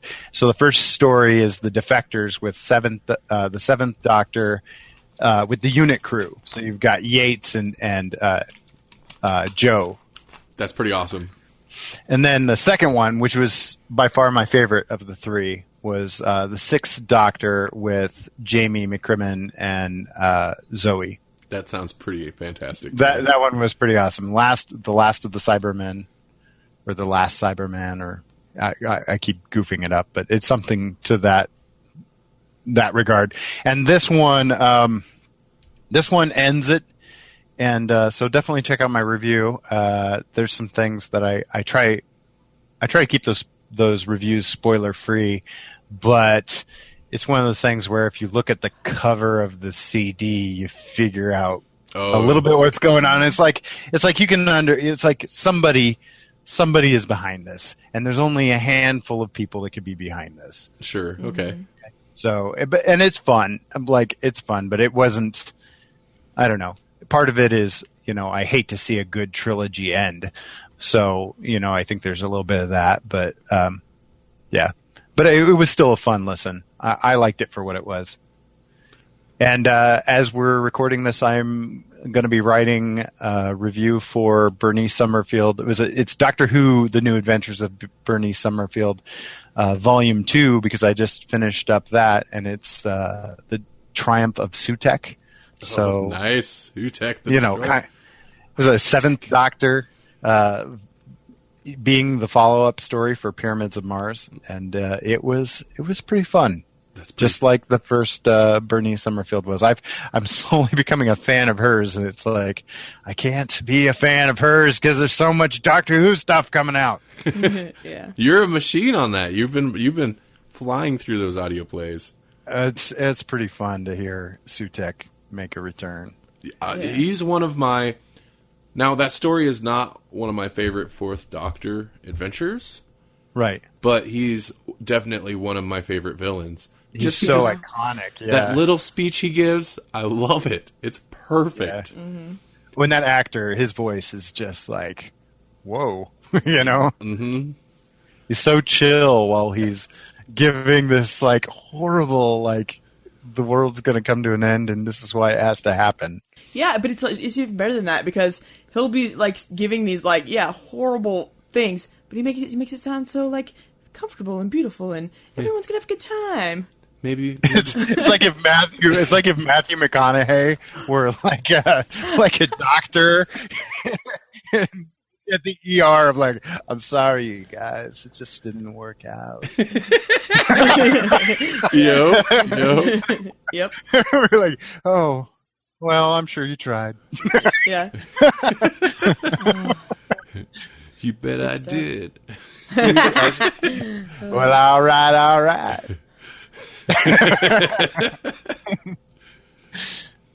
Oh man, I don't know why I went Matthew McConaughey. Why not? It's never an inappropriate time. I had a thought about Matthew McConaughey earlier that related to The Walking Dead, and I didn't say it. It was like Rick is kind of like Rick in the comics is kind of like Matthew McConaughey in A Time to Kill, where he's all like Southern gentlemanly and like, like I got this. And and Rick in the TV show is more like Matthew McConaughey in True Detective. Yeah. Oh yeah. You're not gonna mess with that Matthew McConaughey. Yeah, that's a good point. Speaking of which, we saw the trailer for the new one. The new season of True Detectives. Oh yeah, weird. With Colin Farrell and who's the other guy? Was it Vince Vaughn? Yeah. That might be. Yeah, and they're what a weird pairing. I'm not a fan of either of those actors. Me either. Nothing personal. I just don't care for almost anything that they do. I don't know of anything really that I like of Colin Farrell's. The only thing of Vince Vaughn's that I like is I made you watch it. The one where he's a serial killer. And I'm like, yeah, he should always be a bad guy. This is the only way I like him. I mean, Vince Vaughn's been in some alright stuff, but he was also in the Psycho remix the remake, and that is a damnable offense. I don't know if I've ever watched that. You are not missing anything. It's awful. It's a shot-for-shot remake. So yeah, why do that? Yeah. Exactly. Anyway, that's so weird, but then again, think about how heavy...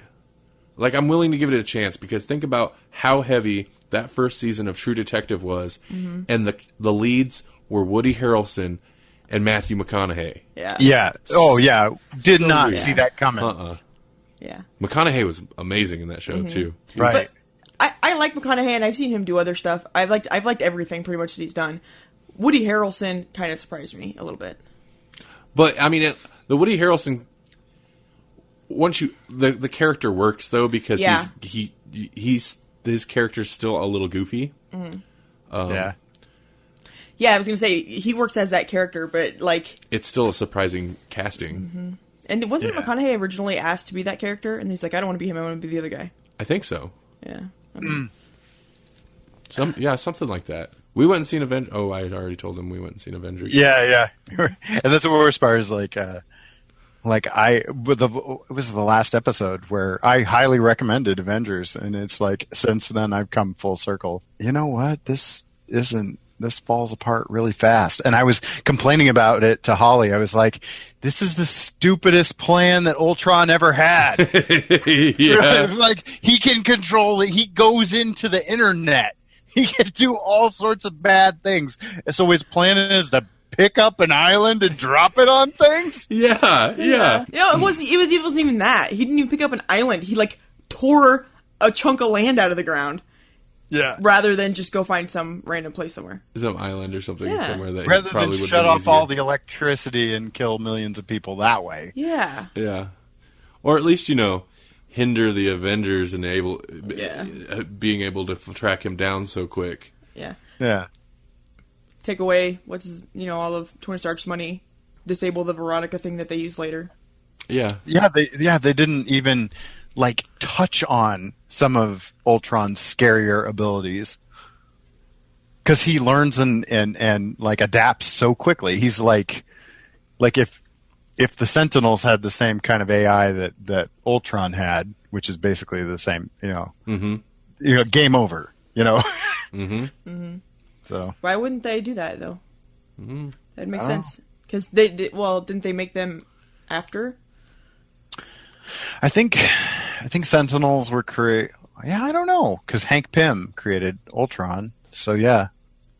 Well, Ultron tries to destroy the world so many times that they're kind of like, okay, yeah, AI is maybe not a good idea. Maybe we need robots we can control. Yeah, it could I be too powerful, too hard to write. Yeah. Okay.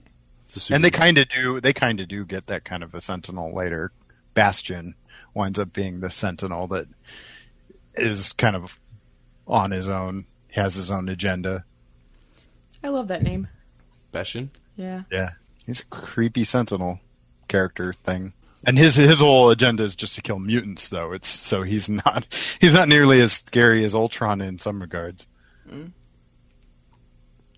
Just a crazy racist robot. Oh, and wait, weren't you telling me something was coming out that was like Lovecraft and oh no, it's Tesla or something? It was a suggestion somebody made on the poll list. Oh, I saw that today too. Yeah, Harold, Lovecraft, Harold semicolon, Lovecraft and Tesla. I don't know what it is. I don't know, but it sounds awesome. It's got Lovecraft and Tesla in it. You're sold. You guys hear that? I mean, we get excited when people put things on the poll list. Yeah. So yeah. You guys give us ideas because that's awesome. I don't even know what that is, and it sounds amazing. Yeah, it does. Yeah, for sure. We're down to pretty much just things that people have suggested on that list. Except, I don't know. Awesome. Did the people suggest Arkham, or did we put that we on? might have put Arkham Asylum on there. I'm not sure. Because when we started the list, obviously, nobody, we started the list, so we put some of our list of shame stuff on there. Right. And most of the stuff we've read have been suggestions, and I think. And then at one point, anything that didn't have a vote that we added, we got rid of because we'd got plenty of a bunch of suggestions. So if you suggest something on there, it stays on there until we eventually read it. Yeah. We don't take anything off that's ever got a vote. And if you type something in other, that gets your vote. We're pretty much down to just stuff people suggested. So at this point, I tweeted out today, it's you get to dictate what we read this month. So, Yeah. Tell us what to read. And we love getting comments and things on Twitter and on the site, and we read them all. Yes, we do. Even if we don't get back to them right away, we definitely enjoy seeing the response. Mm-hmm. And I enjoy hearing about it. Yeah, Melanie hears about it. She doesn't read it personally. She gets them read to her. Yeah. And we try to get back to everybody, but yeah, we don't always get back to everybody. Either we're busy or we don't have anything intelligent to say. So just know that our gratitude is there, and we love you. He's not even lying. I'm not. It's all real.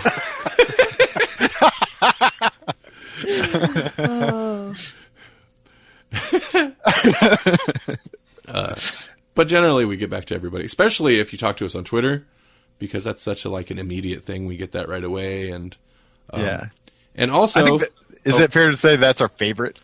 It kind of is, because Facebook kind of crippled their pages forever ago. Facebook I try to make sure to post things over there as well, and we do get some likes and shares on there, and that's definitely appreciated. Brandon and Hiroja. Speaking of which, they're such huge supporters, and thank you so much, because he constantly gives us shout outs on his show and shares our stuff, and she's constantly retweeting our stuff. So thank you both for continuing to be rad. Yeah, you two are great for sure.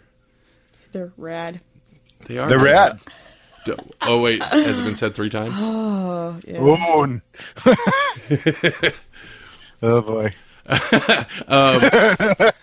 So, visit the website for those reviews about the Big Finish Doctor Who stuff that we were just talking about. It should all be up there. And email us at letters@grawlixpodcast.com. That's letters, letters, at grawlixpodcast.com. And if we actually get emails there, we will discuss them on an episode. Oh, yeah. For sure. And clearly we haven't had any emails there yet. Yeah. I'm tired of... I get so excited I log in and I'm like, ooh, Microsoft wants to tell me about their new terms. Dude, we're going to read those on the next show. Here's your letters, guys. We'd like to let you know about our new terms and services. Transparency. Yeah. Twitter thinks you might also like to be friends with. So-and-so and so-and-so are tweeting about Bonnaroo. Yeah, popular in your network. Yeah, Twitter is kind of our favorite because, I don't know, it's quick and enjoyable. Wait, redacted. Let me take that back. Yeah, Twitter's just...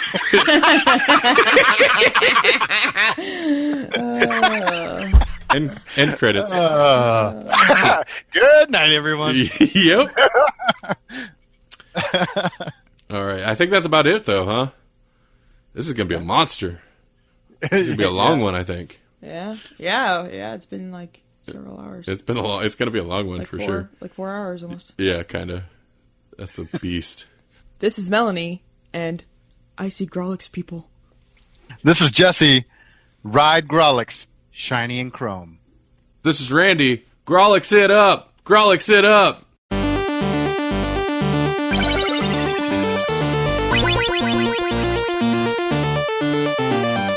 Thank you for listening to the Grawlix Podcast. The Grawlix Podcast is a production of Electronic Media Collective and Vorpal Arrow Studios. This podcast is released under a Creative Commons Attribution, Non-Commercial, No Derivatives 4.0 International License. To hear more, visit grawlixpodcast.com, follow us on Facebook at facebook.com/grawlixpodcast, and like us on Twitter, twitter.com/grawlixpodcast.